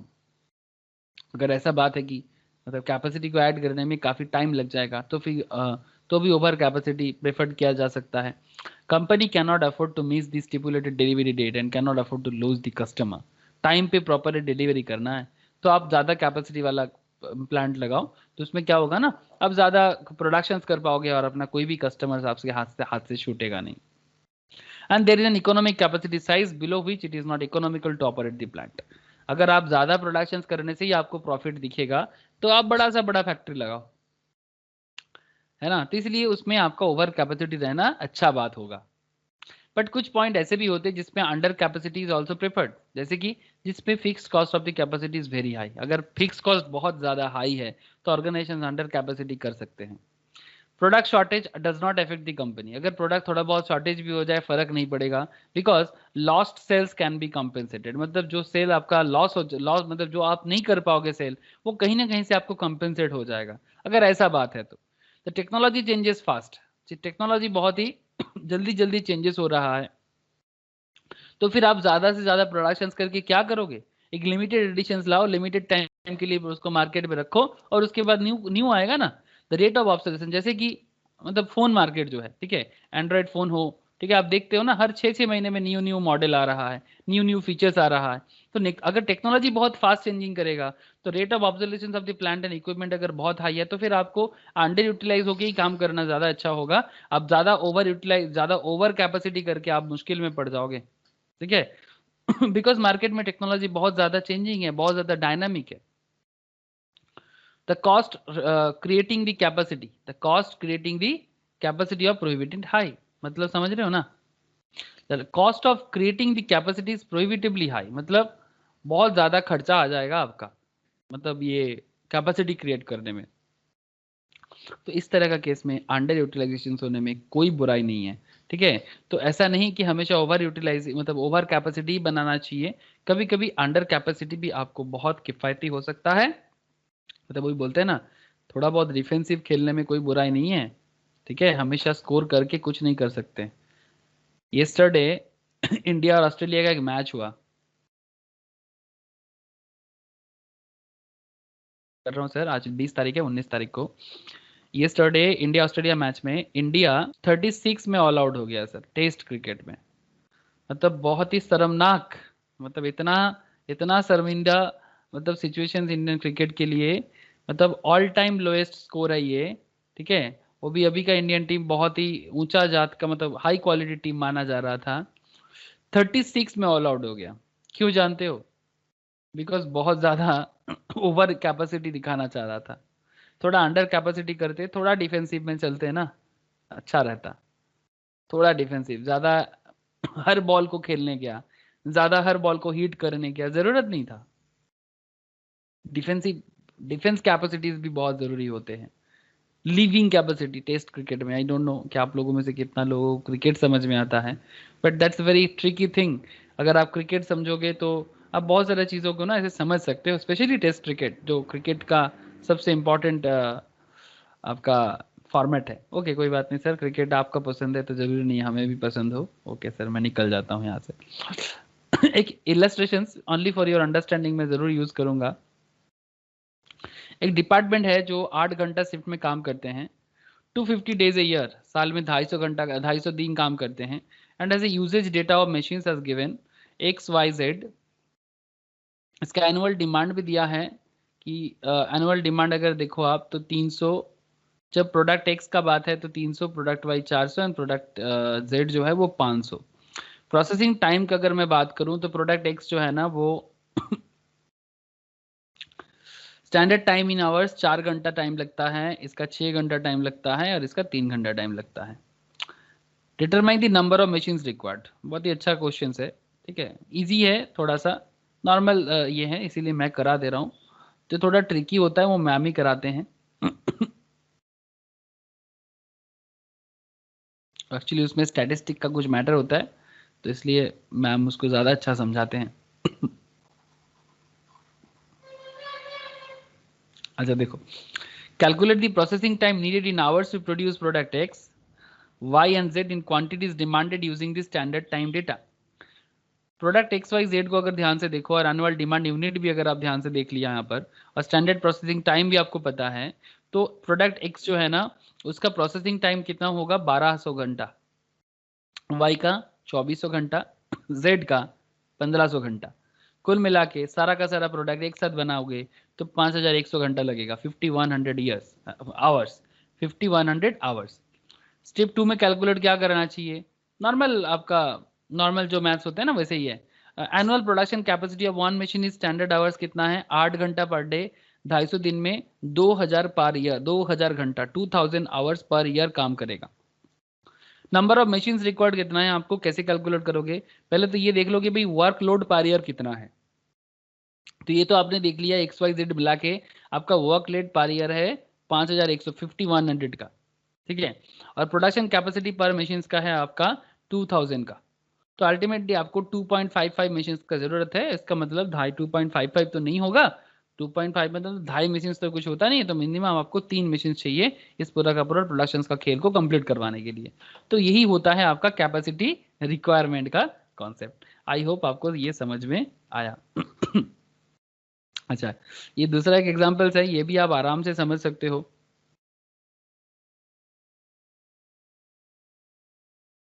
Another easy है, बहुत ज़्यादा दिक्कत वाला नहीं है। जैसे steel plant has a design capacity of 50,000 tons of steel per day. Effective capacity इसका है 40,000 tons of steel per day and can actual output 36,000 ton steel per day. Compute the efficiency of plant and its utilization. पूछ रहे हैं कि भाई आप इसका efficiency of the plant निकालो एंड इसका यूटिलाइजेशन दिखाओ। तो एक्चुअल आउटपुट कितना आपने देखा 36,000 का समथिंग है और इसका इफेक्टिव कैपेसिटी जो था वो है आपका 40,000 का। तो 40,000 का इफेक्टिव एक्चुअल है 36,000, तो फिर ये actually effective efficiency of the plant कितना है 90%, है ना। 40,000 इफेक्टिव है, एक्चुअली 36 कर रहा है, तो फिर इसका एफिशिएंसी कितना है 90%। अगर यूटिलाइजेशन कैलकुलेट कैसे करोगे, जितना इसका डिजाइन कैपेसिटी और उसके ऊपर इसका एक्चुअल आउटपुट। डिजाइन कैपेसिटी इसका 50,000 है, मतलब जो कंपनी इसको बनाया उसने बताया कि 50,000 यूनिट बना सकते हैं, कैपेसिटी है इसका, बट आप इसका करेंटली इतना ही यूज कर पा रहे हो, तो इसका यूटिलाइजेशन हो रहा है 72%। तो यहाँ पर हम बोल सकते हैं कि 90% इसका एफिशिएंसी लेवल जा सकते हैं। कंपनी बोल रहा है 50,000, इफेक्टिव कैपेसिटी 40,000, बट एक्चुअली आ रहा है 36,000। तो एक्चुअल में हो मतलब इफिशियंसी तो है इसका 90% तक का, बट इसका करंट यूटिलाइजेशन तो 72% ही हो रहा है। Another very important concept capacity की रिक्वायरमेंट का। समझ रहे हो ना सर, किस तरह से cost and management accountant organisations को हेल्प करता है। A firm has 4 work centres, एक कंपनी का 4 काम करने का जगह है, A B C and D, in series with individual capacities, हर एक का अपना अपना कैपेसिटीज है। In units per day shown in the figure below. Raw materials डाला जाता है। सेंटर ए में 380 यूनिट निकलते हैं, सेंटर बी में 360, सेंटर 3 में 340 एंड सेंटर डी में 400। एक्चुअल आउटपुट अल्टीमेटली निकलते हैं 300। पूछ रहे हैं कि भाई आइडेंटिफाई करो द बॉटलनेक्स, मतलब कहाँ कुछ बाधा आ रहा है। बॉटलनेक मतलब बाधा है, ठीक है, जहां पर कहाँ पर कुछ रोक टोक है, कहाँ पर दिक्कतें हैं कंपनी को। What is the system capacity, इस सिस्टम का कैपेसिटी कितना है, इतना सारा वर्क सेंटर का सिस्टम कैपेसिटी कैलकुलेट करो, और सिस्टम का एफिशिएंसी कितना होना चाहिए ये कैलकुलेट करो। तो देखो सबसे ज्यादा कम प्रोडक्शन कहाँ कर रहा है, इसका ओवरऑल अगर आप प्रोडक्शन का एरिया देखो, 380 ए में, 360 बी में, 340 सी में, तो डी 400 में सबसे ज्यादा दिक्कत तो मुझे सी में लग रहा है। वर्क सेंटर सी में मुझे दिक्कत दिख रहा है, आई होप आपको भी दिख रहा होगा। तो आप इसका सॉल्यूशंस भी देखो ना, तो एकदम इजीली समझ सकते हो। The bottleneck center is the work center having the minimum capacity, hence the work center C is the bottleneck center, जिसमें प्रॉब्लम है इस कंपनी को। System capacity is the maximum units that are possible to produce in the system as a whole. Hence, the system capacity is the capacity of the bottleneck center, that is 340 units. And system efficiency कितना है इसका? Actual output divided by system capacity. तो 300 इसका actual output हो रहा है, हाँ? और 340 इसका system capacity हो रहा है। तो ultimately maximum possible output इसका कितना हो रहा है? 8.23%। मतलब जो इसका main bottlenecks create कर रहा है उसी को लेके किया जा रहा है। अच्छा, फिर ये अनदर एक एग्जांपल, ये भी बहुत ही अच्छा एक एग्जांपल्स है। ब्रेक इवन पॉइंट का एक क्वेश्चन है यहाँ पर, जानते हो कॉस्टिंग में किए हो आप लोग बहुत बार, फिर भी एक बार यहाँ पर है तो मैं बता दे रहा हूँ। नंबर ऑफ मशीन्स कितना है, a manager has to decide about the number of machines to be purchased. He has 3 options, purchasing 1 और 2 3 मशीन्स, परचेसिंग 1 2 और 2 और 3, मतलब उसको चिंता हो रहा है कि वो 1 मशीन्स ले, 2 मशीन्स ले या 3 मशीन्स ले। समझ रहे हो ना, 1 मशीन लिया जाए, 2 मशीन लिया जाए या 3 मशीन्स लिया जाए। 1 मशीन का एनुअल फिक्स कॉस्ट बोला है 12,000, 2 होगा तो 15,000, 3 होगा तो 21,000। आउटपुट भी 1 मशीन का आउटपुट निकलेगा 300। एक जेरोक्स मशीन की तरह सोचो, सपोज आप कोई जेरोक्स या प्रिंटर लेना चाहते हो, समझ जाओगे सर, बाकी बड़ा बड़ा प्लांट का शायद आपको एक्सपीरियंस ना हो, बट एक जेरोक्स मशीन की तरह सोच सकते हो। एक जेरोक्स मशीन जो एक लोगे तो 12,000 का एनुअल कॉस्ट आएगा, 2 लोगे तो 15,000 का, वो क्या होता है ना, ज़्यादा होने से कम हो जाते हैं, और 3 लोगे तो 21,000 का एनुअल फिक्स कॉस्ट आएगा। कॉरेस्पॉन्डिंग रेंज ऑफ आउटपुट, 1 से आपको 300 आउटपुट मिलेगा, 2 से आपको 300 से लेके 600 का आउटपुट मिलेगा, और 3 से आपको 600 से लेके 900 का आउटपुट मिलेगा। आपको बोला भी गया है कि इसका वेरिएबल कॉस्ट जो है ना, ये 20 रुपया पर यूनिट है, और इसका रेवेन्यू जो है वो 50 रुपया पर यूनिट है। आपको ये भी बोला जा रहा है डिटरमाइन करो कि इसका break even point for each range क्या होगा, और ये प्रोजेक्टेड डिमांड इज बिटवीन 600 से 650 है, how many machine should be manager purchase. तो चलो ना एक काम करते हैं, इसका ब्रेक इवन पॉइंट पहले देख लेते हैं, मतलब no profit no loss situations company को किस पर्टिकुलर पॉइंट में मिलने वाले हैं। तो यहाँ पर हम लोग ब्रेक इवन पॉइंट कैसे निकालेंगे, सबसे पहले देखो यहाँ पर हमको फिक्स कॉस्ट पता है, तो let Q be the break even point, मतलब क्यू से ना ब्रेक इवन पॉइंट को डिनोट कर दे रहा है। बहुत ही अच्छा। Fix FC equals to fixed cost, revenue per unit equals to R and VC equals to variable cost। तो ब्रेक इवन पॉइंट में क्या होता है sir, total revenue equals to, हम लोग ऐसे बोल सकते हैं कि fix cost plus total variable cost. तो total revenue equals to fix cost plus total variable cost, और revenue per unit into quantity, तो हम लोग यहाँ से बोल सकते हैं ना, रेवेन्यू पर यूनिट जो है इनटू क्वांटिटी कर देंगे, equals to fix cost plus variable cost per unit into quantity. इसको तोड़ेंगे तो मिल जाएगा ना, मतलब इसको इंटू कर देंगे तो टोटल को तोड़ने से ऐसे आ जाते हैं। टोटल रेवेन्यू कैसे मिलता है, revenue per unit into quantity equals to fix cost जैसे अपना है, और वेरिएबल टोटल वेरिएबल कॉस्ट कैसे मिलते हैं, वेरिएबल कॉस्ट इंटू क्वांटिटी करके। तो बस इसको थोड़ा सा हम लोग क्या कर दिए, और थोड़ा सा हम लोग इसको सिंप्लीफाई कर दिए। फिर यहाँ से हमको Q कॉमन मिल जाएगा, इजीली मिल जाएगा, ठीक है। जब जैसे इसको इधर लेके आ जाओगे तो Q कॉमन हो जाएगा, तो फिर आपका बचेगा रेवेन्यू का R और इधर वेरिएबल कॉस्ट का VC। तो R minus VC equals to हो जाएगा, सिर्फ इधर क्या रहेगा आपका राइट साइड में, सिर्फ फिक्स कॉस्ट रहेगा। तो यहाँ से आप इजीली बोल सकते हो कि Q equals to FC by R minus VC। तो ये रहा आपका ब्रेक इवन पॉइंट का फॉर्मूला। अब इसी फॉर्मूला में हमें पुट करना है कि let Q1 be the break even point for one's machine options. तो Q1 कितना हो जाएगा, पहला एक मशीन का फिक्स कॉस्ट कितना है सर, 12,000 का था, तो R माइनस VC कितना है 50 माइनस 20, तो 12,000 minus 30 equal to 400 unit. But आपको पता है ना, क्वेश्चंस पे आपने देखा था कि एक अगर आप एक ही मशीन यूज करोगे तो आपको कितना आउटपुट देने को मिलेगा, 300। लेकिन इस पे एक मशीन पे तो आपका नीड कितना हो रहा है, 400 में आप ब्रेक इवन में जाओगे, 400 में ब्रेक इवन में जाओगे तो एक मशीन से आपका कुछ होने वाला नहीं है। तो not with in the range of, मतलब इसमें क्या है ना, आपका 0 से 300 का जो रेंज है वो फुलफिल नहीं कर रहा है, मतलब आप ब्रेक इवन में नहीं पहुंच पाओगे एक मशीन से। दूसरा मशीन में देखो तो आप 15,000 बाई 50 माइनस 20, तो आपका कह रहा है 500 यूनिट, और आपका रेंज भी था 300 से लेके 600 तक का, तो ये तो रेंज में है। और क्वार्टर 3 में क्या है कि 21,000 बाई 50 माइनस 20, तो इसका हो रहा है 700, और आपका रेंज कितना था 600 से लेकर 900, 600 से लेकर 900, तो ये भी रेंज में है। अब सवाल आएगा कि आपको 2 मशीन लेना चाहिए या 3 मशीन लेना चाहिए, कौन सा रेंज सही है और कौन सा रेंज सही नहीं है। The projected demand is between 600 to 650 units. The break-even point for single machine options, that is 400 unit, is not feasible because it exceeds the range of the volume that can be produced within one machine, only 300. Also, the break-even point for 3 machines is 700 unit, which is more than the upper limit of projected demand. Project का demand ही तो 600 से 650 का था, ये तो questions पे given था।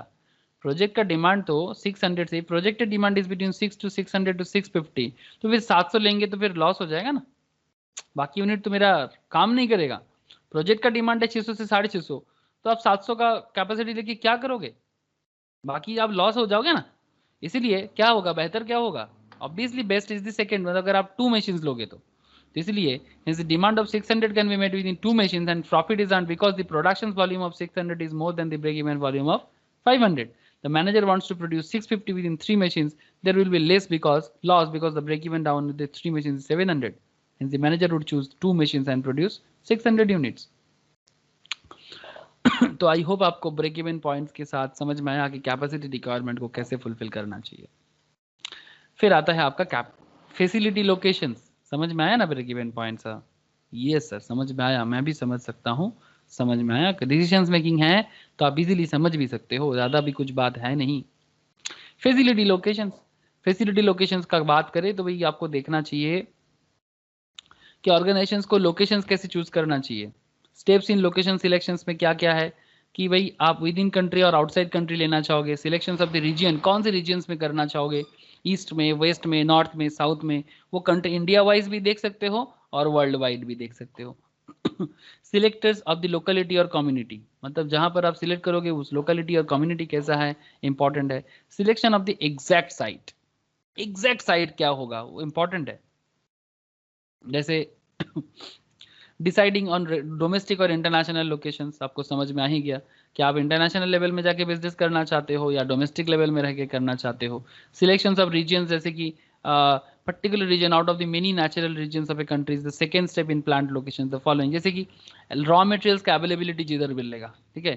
जैसे कि आपको पता है जमशेदपुर में टाटा अपना प्लांट इसलिए बनाया बिकॉज वहाँ पर नेचुरल रॉ मटेरियल्स जो है आयरन और coal mines in Raniganj, Dhanbad and आसपास का जो एरिया है, ठीक है, तो जो भी नेचुरल रॉ मटेरियल्स है वो मिल जाता है, दैट्स वाई, ठीक है।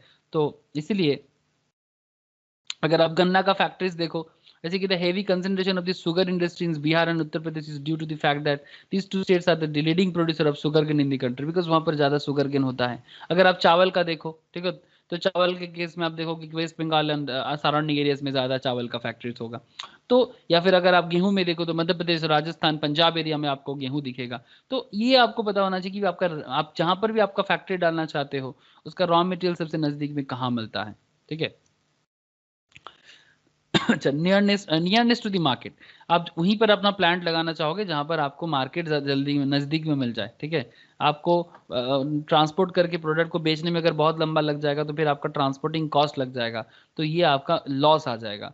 पावर कैपेबिलिटी मतलब जो भी पावर है, जैसे कि coal power, electricity, oil, natural gas से जो भी पावर्स होते हैं, जहाँ जो भी सोर्स ऑफ पावर है वो पावर सोर्स बहुत नज़दीक होना चाहिए, नहीं तो मुश्किल है। जैसे अगर आप देखो तो iron and steel industry in Germany में भी वहीं पर है, Pennsylvania in USA and Jamshedpur in India, ये सारा का सारा जगह में पावर कैपेबिलिटी बहुत है, तभी जाके वहाँ पर 24/7 करके 24/7 365 डेज बहुत ही अच्छे से ऑर्गेनाइजेशन रन कर पाते हैं। ट्रांसपोर्ट फैसिलिटीज, ट्रांसपोर्ट फैसिलिटी नहीं रहेगा तो फिर वर्कर कैसे काम करने आएगा, है ना।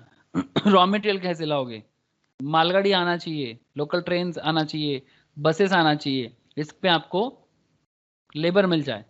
क्लाइमेट का सुइटेबिलिटीज होना चाहिए, है ना, क्लाइमेट का सुइटेबिलिटीज होना चाहिए, जिस चीज़ के लिए जहाँ जरूरत है। जैसे कि अगर आप देखो कि आपका गुजरात मुंबई साइड्स में कपड़ा बहुत इंडस्ट्री है, बिकॉज वहाँ पर कॉटन इंडस्ट्री वेदर के साथ मैच करते हैं, और जूट टेक्सटाइल जो है ना वो कोलकाता बेस में काम करते हैं, बिकॉज वहाँ का वेदर के साथ मैच करते हैं। तो इसलिए आप कौन सा फैक्ट्री लगाओगे उसके ऊपर आपका क्लाइमेट बहुत इंपॉर्टेंट है। सरकार का पॉलिसी तो सबसे इंपॉर्टेंट है, होता ही है कि लाइसेंस कैसे मिलता है, फ्रेट रेट मतलब जो भी चार्जेस वगैरह टैक्स वगैरह होता है उसका क्या रेट चल रहा है, तभी जाके आपका बिजनेस में सुविधाएं मिलेगा। कम्युनिटी सिलेक्शंस, ठीक है। लोकेलिटी और community in region is the third step, जैसे कि आपको पता होना चाहिए कि आप कहाँ पर कर रहे हो, वहाँ का लेबर कैसा है, काम करने लायक कितना है, स्किल कितना है, अनस्किल्ड कितना है, ठीक है, मेहनती कितना है, सूखी बुकी कितना है, ठीक है। तो ये सब आपको देखना चाहिए। आई होप आपको समझ में आ रहा है कि मैं क्या कहने का कोशिश कर रहा हूँ। लेबर का अवेलेबिलिटी कितना है, civic amenities for workers, workers को सुविधा देने के लिए सब कुछ है कि नहीं है, ठीक है। Basic hospitals, primary hospitals, clubs, facilities जो भी एक ऑर्गेनाइजेशन को चलाने के लिए जरूरी है। कम्प्लीमेंट्री एंड कंपीटिंग इंडस्ट्रीज मतलब उस तरह का और इंडस्ट्रीज मार्केट में वहाँ पर है कि नहीं, ठीक है। तो क्या होगा ना, कंपटीशन रहेगा, ठीक है। या फिर अगर मार्केट डिमांड प्रॉब्लम हो सकता है, तो ये भी आपको देखना चाहिए कि कंप्लीमेंट्री और competing industries. Availability of water and fire fighting facilities, ये भी बहुत इंपॉर्टेंट है। सिलेक्शन ऑफ द साइट, है ना, एंड लास्ट में जाके आप क्या करोगे, साइट सिलेक्ट करोगे कि नहीं, ऑब्वियसली। तो सिलेक्ट साइट को सिलेक्ट करने के लिए सॉइल साइज एंड टोपोग्राफी, मतलब कौन सा सॉइल है, मिट्टी कैसा है, उसका साइज कैसा है, और वहाँ का भू प्रकृति, टोपोग्राफी का मतलब क्या होता है कि वो वहाँ का जो प्रकृति कैसा है, पहाड़ी है, प्लेन्स है, ठीक है, वो डिपेंड करता है। फर्टिलिटी, जैसे for agro-based industries, a fertile soil is necessary for ensuring strategic plant locations. The area of land should be such as to accommodate not only the manufacturing facilities, जैसे चाय का जगह जहाँ होगा वो ऑब्वियसली थोड़ा पहाड़ी होना चाहिए, बहुत हाई फाई पहाड़ी नहीं, एक एक एक एक मॉडरेट पहाड़ी होना चाहिए जहाँ पर चाय बन सकता है, ठंड भी होगा लेकिन बर्फ नहीं गिरेगा। तो ये सब कुछ चीज़ें आपको ज़रूरी होता है, but offer scope of future expansion program as well. तो ये डिपेंड करता है, चाय का अलग, कॉफ़ी का अलग, चावल का अलग, ठीक है, आयरन इंडस्ट्री का अलग, स्टील इंडस्ट्री का अलग, तो टोपोग्राफी पर डिपेंड करता है।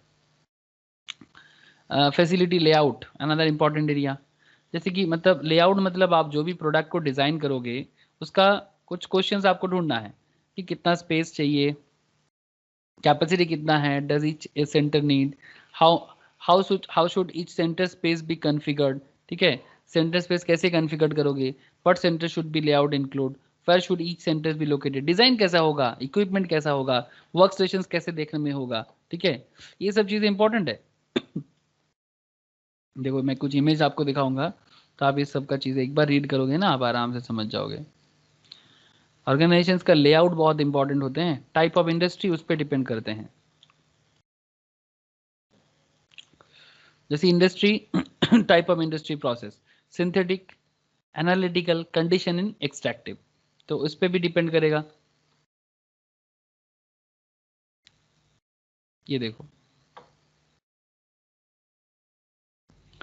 सिर्फ रिसीविंग है, रिसीविंग एंड कटिंग का काम करते हैं, तो यहाँ से आपको तीन तीन यूनिट होने से हो जाएगा। मिलिंग एंड मशीन्स का काम करते हैं, यहाँ से हो जाएगा। ड्रिलिंग मशीन्स का काम करते हैं सिर्फ, और लास्ट में गियर कटिंग होते हैं, लास्ट में 1 नंबर बचेगा। एंड ग्राइंडिंग 5 नंबर का है, यहाँ पर 5 है, इधर 2 है, तो प्लांट प्लेटिंग। तो एक एक ये लेद के वहाँ पर होते हैं इस तरह से कि मिलिंग मशीन्स पे एक तरह का, रिसीविंग मशीन्स में तो वो रिसीव करेगा, काट करेगा, मिलिंग मशीन्स पे इधर 5 टार्न करेगा, बाद में 9, इधर ड्रिलिंग मशीन्स में, मतलब अलग अलग प्रोडक्शंस में लेआउट का जरूरत होता है ना, कि कैसा मेरा बिजनेस है, किस तरह का चीजें मेरा वहां से मिलेगा। जैसे कि ना centre lathe will be arranged in the departmental lathe, मतलब जहाँ लोहा को कटिंग किया जाता है, ग्राइंड किया जाता है, फिर शेप दिया जाता है। तो जैसे आपका नीड होगा उस तरह से आपका प्लानिंग होना चाहिए। जैसे आपको मैं दिखाता हूँ,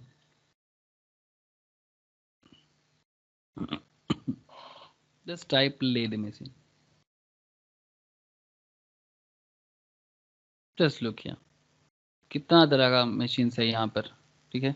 ये देखो कितना तरह का, मतलब किधर से आप उसको पुश करोगे, कितना इधर आउटपुट चाहिए, कितना इनपुट चाहिए, ठीक है। ये सारा का सारा आपका क्या हो जाएगा ना, मतलब आपका लेआउट हो जाएगा कि आपका मशीन्स का लेआउट कैसा होना चाहिए, कैसा आपका काम है, उस पर डिपेंड करते हैं कि आप किस तरह से प्रोडक्शंस को कैरी आउट करना चाहोगे।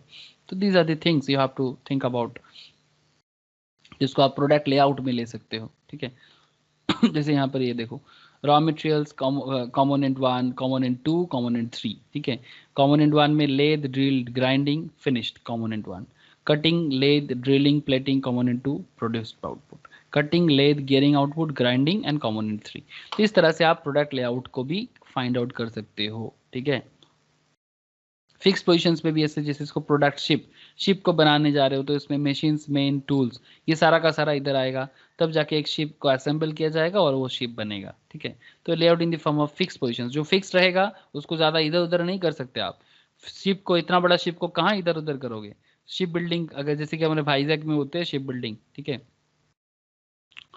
तो शिप बिल्डिंग करने के टाइम पे आपका कॉन्सेप्ट थोड़ा अलग हो जाएगा, नॉर्मल मशीन के टाइम पे आपका कॉन्सेप्ट अलग हो जाएगा।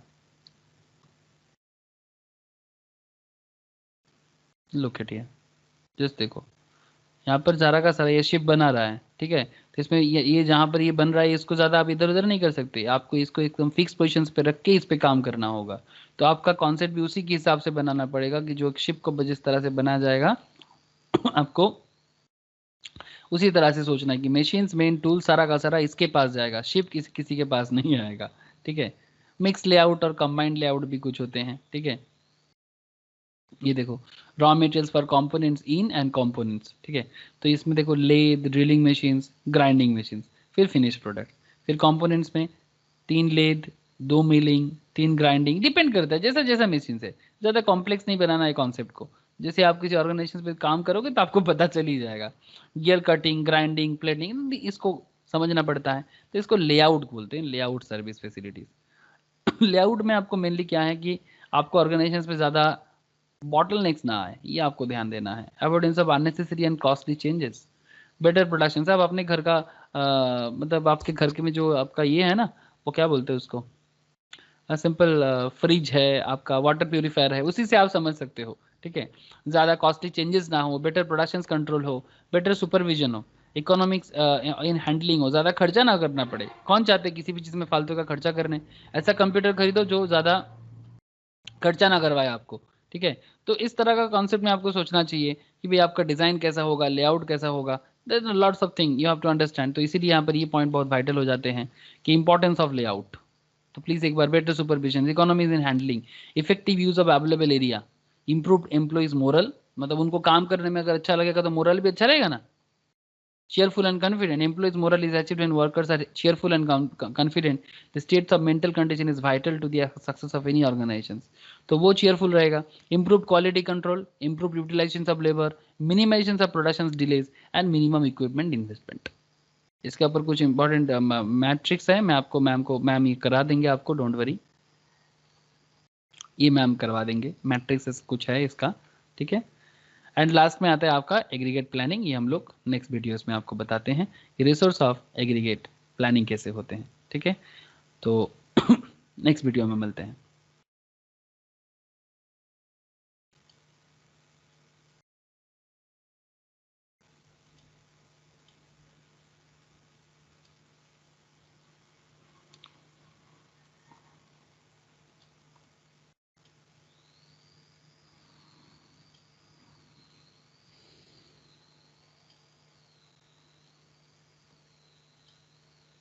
ओके, टाटा, नेक्स्ट वीडियो में आते हैं।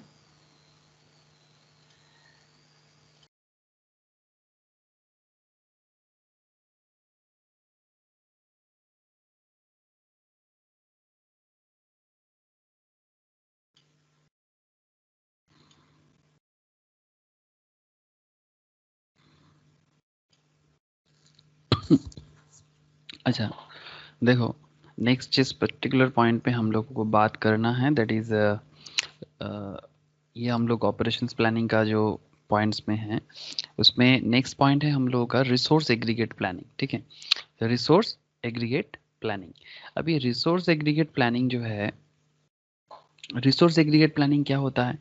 रिसोर्स एग्रीगेट प्लानिंग आपका क्या बन जाता है कि जैसे कि ऑपरेशंस मैनेजमेंट में सबसे इंपॉर्टेंट होता है कि जो भी रिसोर्स है आपके ऑर्गेनाइजेशंस पे, उसको एक प्लानिंग करके यूज़ करना है, सिंपल। ठीक है, जो भी आपके रिसोर्सेस है उसको एक एग्रीगेट पे प्लानिंग कैसे करोगे, मतलब हर चीज़ को, जैसे इंडिविजुअल्स में भी प्लानिंग किया जाता है तो उसको टोटल में भी प्लानिंग किया जाता है कि भाई मैं टोटल करूँ तो इसका मतलब जो इफेक्ट है वो कहाँ पहुँच रहा है। तो चलो देखो ना, तो समझ में आ जाएगा।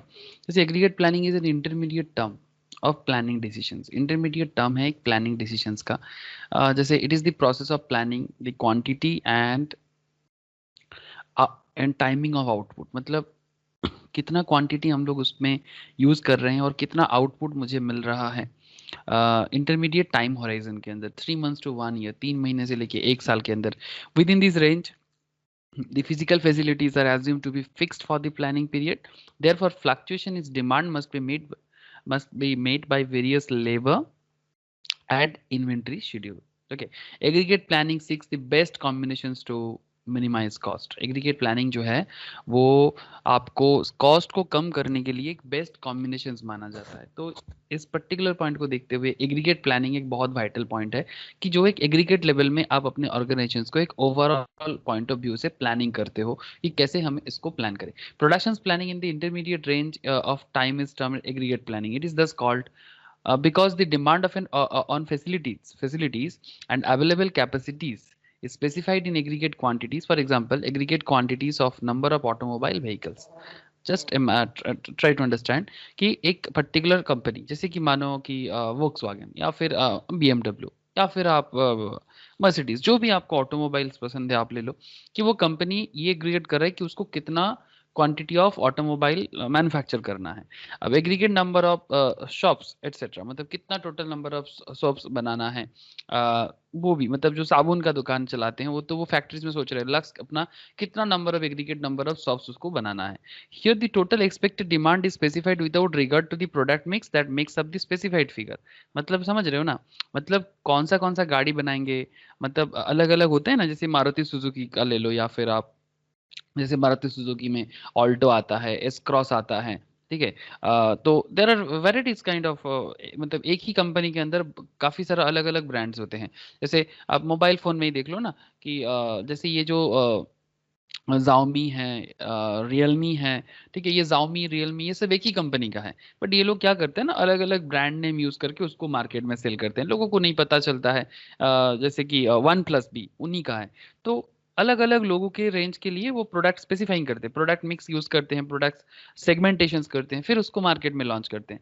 बट एक टारगेट उनका होता है कि भाई मुझे इस साल टोटल कुल मिला के इतना सारा फोन को बेचना है मार्केट में। आप समझ रहे हो ना, कि मुझे इतना सारा फोन बेचना है, मुझे इतना सारा ऑटोमोबाइल बेचना है। ठीक है, तो ये जो होता है ना, इसको कहते हैं एग्रीगेट प्लानिंग। है ना, सिंपल, मतलब आप अगर चाहो तो बड़ा इजीली इसको पॉइंट को समझ सकते हो। मतलब इसमें ज्यादा इसको कॉम्प्लेक्स बनाने का जरूरत नहीं है। मैं आपको दिखाता हूँ कि ये जो Xiaomi वगैरह का एग्जाम्पल्स जो मैं आपके लिए यूज कर रहा हूँ, ये एग्जाम्पल्स आपको शायद अच्छा लग जाए। जैसे चलो मैं चलता हूँ Xiaomi।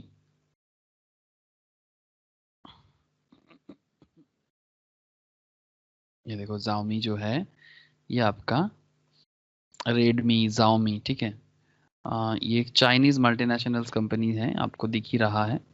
इसका एक पेरेंट कंपनी क्या है वही मैं देखना चाहता हूँ।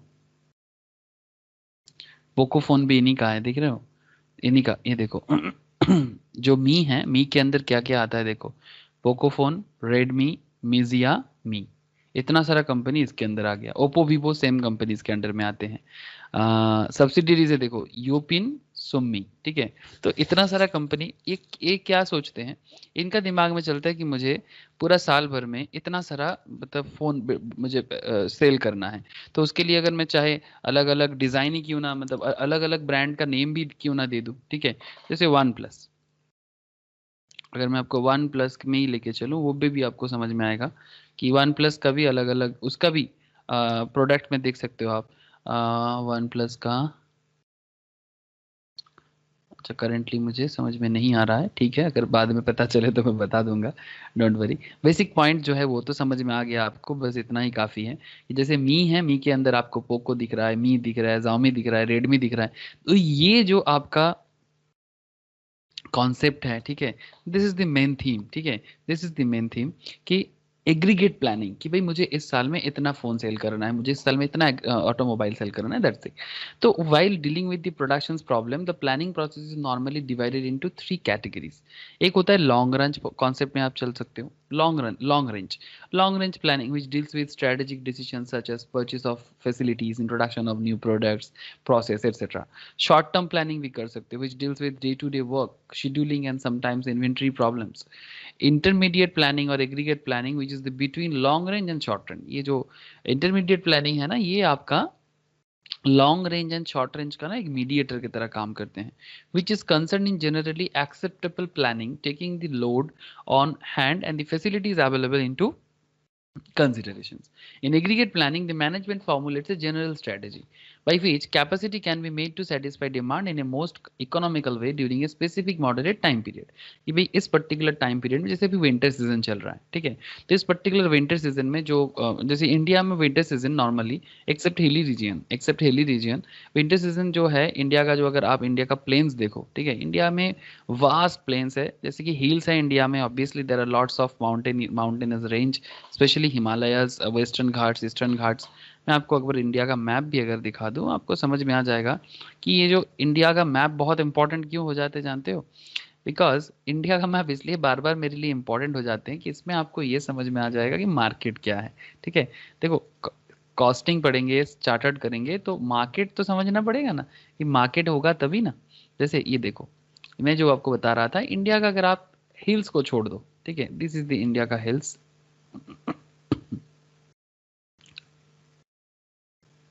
ये नेपाल को मैं थोड़ा सा साइड करता हूँ, ये नॉर्दर्न हिल्स है, ये पूरा का पूरा हिमालय, इधर ये वाला है इंडिया का पार्ट। भूटान को छोड़ देते हैं, भूटान को छोड़ देते हैं, वो एक अलग ही कंट्री है। एक सेकेंड,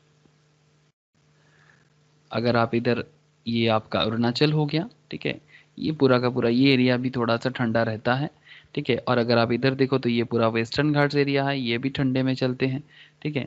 और इधर आप देखो तो इधर भी ना, इधर उतना ठंडा नहीं आता, eastern Ghats area not not very cold. तो ये जो इसको छोड़ दो, तो बाकी जो एरिया है ना, वो मेनली इंडिया का प्लेन्स है, ठीक है, जो इंडिया का प्लेन्स है, मतलब इसमें पहाड़ी है बट उसमें गर्म ही होता है, ठीक है। तो ये जो वास्ट प्लेन एरिया, ठीक है, वास्ट प्लेन एरिया है, इसके बीच बीच में पहाड़ी है बट माउंटेन नहीं है। तो इसका जो विंटर सीजन है वो अभी का है, तो इसके लिए आपको एक प्लानिंग करना चाहिए कि भाई इस पर्टिकुलर टाइम पे विंटर का जो भी प्रोडक्ट्स है, ठीक है, प्लेन्स पे, तो विंटर का जो भी प्रोडक्ट्स है, अच्छा विंटर यहाँ पर तो बहुत चिल्ड हो जाते हैं, इसके लिए भी अलग प्रोडक्ट मार्केट आ जाते हैं। इनका नॉर्मल टाइम में भी तो ठंड जैसे रहते हैं, हमारे यहाँ पर प्लेन्स पे जैसे नॉर्मल टाइप का ठंड है, तो वही वाला ठंड अभी इनके पास तो पूरा बर्फ हो चुका है, तो उनका भी अलग प्रोडक्ट हो जाएगा, विंटर प्रोडक्ट्स जो है, विंटर फैशन जो भी है। तो ये एक एग्रीगेट प्लानिंग है, भाई मुझे इस ठंडे के मौसम में मुझे मेरा कंपनी को इतना, जैसे आप ले सकते हो कि लक्स कॉटसूल का, तो वो सोच रहा है कि मुझे इस साल इतना सारा कॉटसूल बेचना है, उसके बेसिस में ही ना वो प्रोडक्शन करेगा। ये तो एक दिमाग में आपका आना चाहिए कि एक कंपनी जब भी कोई प्रोडक्शंस करते हैं तो वो जरूर सोचते हैं कि भाई मेरा इतना पॉपुलेशन के पास मेरा प्रोडक्ट को मुझे पहुंचाना है। तो अगर आप मार्केट को फाइंड आउट कर लेते हो तो फिर आपके लिए इजी हो जाता है ना। अगर आप मार्केट को फाइंड आउट कर लेते हो तो आपके लिए इजी हो जाता है कि भाई आपको किसको बेचना है, कितना प्रोडक्शन करना है। I hope you understand aggregate planning. मतलब जस्ट देखो, सर रियल लाइफ कॉन्सेप्ट के साथ जाओगे तो आपको समझने में इजी होगा। तो दैट्स वाई मैंने थोड़ा कोशिश किया आपको रियल लाइफ में जो भी था उसको बताने का। ओके, तो long range planning, short range planning का एक बीच वाला कॉन्सेप्ट कि भाई मुझे इस पर्टिकुलर सीजन में, इस पर्टिकुलर टाइम पीरियड में मुझे इतना प्रोडक्शन करना है, that is resource aggregate planning. तो ये कॉन्सेप्ट तो समझ में आ गया। एवरेज प्लानिंग स्ट्रेटेजीज में अगर मैं बात करूं आपके साथ, तो एवरेज प्लानिंग स्ट्रेटेजी स्ट्रेटजीज में, जैसे इसमें 3 तरह का कॉन्सेप्ट आ जाता है, 3-4 तरह का। जैसे vary the size of the workforce, मतलब एग्रीगेट प्लानिंग स्ट्रेटजीज में क्या है, the variable of the production system are labour, material and capital. ये तो आप जानते ही हो, land, labour, material, land, labour, capital and entrepreneurship. उसमें labour, material and capital, more labour effort is required to generate higher volume of output, hence the employment and use of overtime, इसमें overtime भी होता है। The two relevant variables material sales to regulate output, the alternative variable to the company are inventories, back ordering or subcontracting of items. These controllable variables constitute pure strategies by which fluctuations in demand and uncertainties in production activities can be accommodated. जैसे कि आप जब भी planning करोगे तो vary the size of workforce, workforce का size vary कर सकता है, मतलब कितना लेबर काम करेगा, कितना आउटपुट आएगा, वो आपको देखना पड़ेगा। हमेशा सेम टाइप ऑफ लेबर से काम नहीं करवाना भी मुश्किल होते हैं, पाना भी मुश्किल हो जाते हैं, उनका पेमेंट भी मुश्किल हो जाते हैं। तो output is control by hiring और लेइंग ऑफ वर्कर्स, कितना आप हायर कर रहे हो, कितना लोगों को आप ले ऑफ कर रहे हो, दीज आर द थिंग्स जो इंपॉर्टेंट एक कॉन्सेप्ट होते हैं, है ना। To the changes in demand, vary the hours worked, vary the hours work, कितना घंटा काम करवाओगे, ठीक है। एंड वैरी इन्वेंट्री लेवल्स, कितना स्टॉक मेंटेन करोगे, एंड कितना काम आप साफ कॉन्ट्रैक्टर को देना चाहते हो। तो एक बार इस जो चारों पॉइंट्स है एक बार इसको गो थ्रू करो। 2 सेकेंड का ड्रिंक्स ब्रेक है, मैं आता हूँ।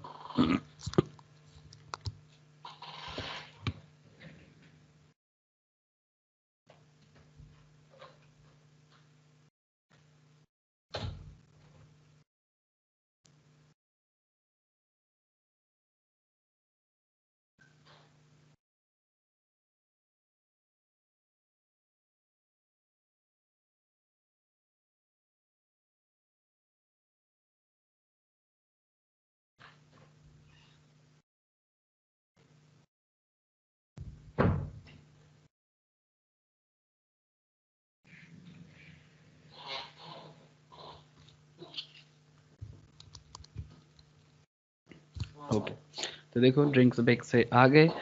अच्छा तो ये जो प्लानिंग स्ट्रेटेजीज आप बना रहे हो ना, ये जो प्लानिंग स्ट्रेटेजीज आप बना रहे हो, तो प्लानिंग स्ट्रेटेजीज में आपका वर्कफोर्स साइज, आपका कितना घंटा काम करवाओगे, ठीक है। तो जैसे workforce but permit idle time, मतलब कितना टाइम आप लोगों को, आपके कंपनीज में जो लोग हैं उनको कितना घंटा आप उनको रेस्ट करने के टाइम दे रहे हो, जो उसको आइडल टाइम, ठीक है। When there is a slack on permit over time, when demand is peak, अब पीकिंग आवर में ज़्यादा रेस्ट करेगा तो मुश्किल हो जाएगा ना भाई, मार्केट में डिमांड इतना है, फुलफिल करना है। तो इन्वेंट्री लेवल्स, कितना स्टॉक मेंटेन करोगे, increase in demand can be made by large amount of inventory. अगर इन डिमांड बहुत हाई है मार्केट में तो आपको स्टॉक भी मेंटेन करना पड़ेगा, ताकि मार्केट में फटाफट आप जैसे सेल होता जाए, आपका प्रोडक्ट अवेलेबिलिटी होता जाए। आप देखे होंगे फ्लिपकार्ट वगैरह में जब भी सेल ओपन होता है, ठीक है, तो वो स्पेशली मिंत्रा वगैरह में भी अभी आप देख सकते हो, फ्लिपकार्ट हो, मिंत्रा हो, जहाँ भी आपको ठीक लगे। जैसे कि अभी विंटर सीजन सेल चल रहा है, मैं आपको एक दिखा सकता हूँ। चलो मिंत्रा में चलते हैं। तो अभी विंटर सीजन जो सेल है, विंटर सीजन सेल में जैसे कि यहाँ पर ये बता रहे हैं by one get four free something चल रहा है। मिंत्रा में क्या लेना है, चलो विंटर वेयर में चलते हैं। विंटर वेयर का बात कर रहा हूँ क्योंकि ठंड बहुत आया है अभी, ठीक है, बंगाल में भी बहुत जोर का हो चुका है। ये देखो, ये कैंपस सूत्रा का एक है या फिर ये हैंगअप का है। तो ये जो भी है, सपोज मान लो कि कोई आउट ऑफ स्टॉक जा रहा है, आप समझ रहे हो ना। सपोज आपको कोई कौन सा पसंद है, चलो ये कौन सा, ये बड़ा कूल लग रहा है। तो सपोज मानो कि ये जैकेट आपको चाहिए। अब जैसे आप यहाँ पर क्लिक करते हो, सपोज आपका साइज डबल एक्सएल है, आई डोंट नो आपका साइज डबल एक्सएल नहीं होना चाहिए, लेकिन अगर मानो कि आपका साइज डबल एक्सएल है और आप चाहते हो ये वाला, तो ये तो आउट ऑफ स्टॉक है, ये ओनली फॉर दिस। मतलब मैं आपको इसलिए ये वाला दिखा रहा हूँ कि अगर आपका डबल एक्सएल है तो ये आउट ऑफ स्टॉक है। तो इसका मतलब अगर कोई डबल एक्सएल वाले इंसान होंगे जिसको डबल एक्सएल फिट होता है, उसको तो अभी नहीं मिलेगा ना। तो एग्जैक्टली ये कुछ पॉइंट्स जो है, ये आपको मैं बस बताना चाह रहा था कि सिंपल पॉइंट है भाई कि मेरा डिमांड है मार्केट में, ठीक है, तो उसके ऊपर डिपेंड करके मुझे इन्वेंट्री लेवल में मेंटेन करना चाहिए। और वो तो मतलब बहुत जाहिर सी बात है, डबल एक्सएल वाले लोग बहुत कम होते हैं, ठीक है। तो दैट्स वाई, ठीक है। तो दैट्स वाई वो स्टॉक कम हुआ है वो उधर में भी। तो इस तरह से आपको देखना है कि आप कितना प्रोडक्ट, जैसे कि ये जो कंपनी को मैं आपको दिखा रहा था, आई डोंट नो क्या कंपनी था वो, मैं तो एक रैंडमली पिक किया और जो भी मेरे सामने आया मैंने आपको बताने का कोशिश किया। ये रोड स्टार का है। ये तो मैं जितना जानता हूँ, ये कंपनी जो है रोड स्टार, ये फ्लिपकार्ट का, मतलब ये मिंत्रा तो फ्लिपकार्ट का है, ठीक है। तो मिंत्रा का एंड फ्लिपकार्ट का अपना प्रोडक्ट है। वो ऐसा नाम देके बेच रहा है मार्केट में, ऐसा लगेगा कि भाई वो कोई फॉरेन कंपनीज इंडिया में काम कर रहा है या फिर कोई ब्रांडेड है, मतलब ये इसी का, इन्हीं का ब्रांड है, ब्रांड है इनका, बट ये इनका ही ब्रांड है, मतलब जो मिंत्रा है उन्हीं का ब्रांड है, ठीक है। ये मैं जानता हूँ, इसलिए मैंने बोला कि इन्हीं का ब्रांड है। वो किसी को सब कॉन्ट्रैक्ट में दे के इसको बनाते हैं और फिर इसको ब्रांड नेम अपने से दे के बेचता है, बिकॉज इनका बेचने वाला प्लेटफॉर्म है भाई, तो इसलिए आराम से बेच सकता है, ठीक है।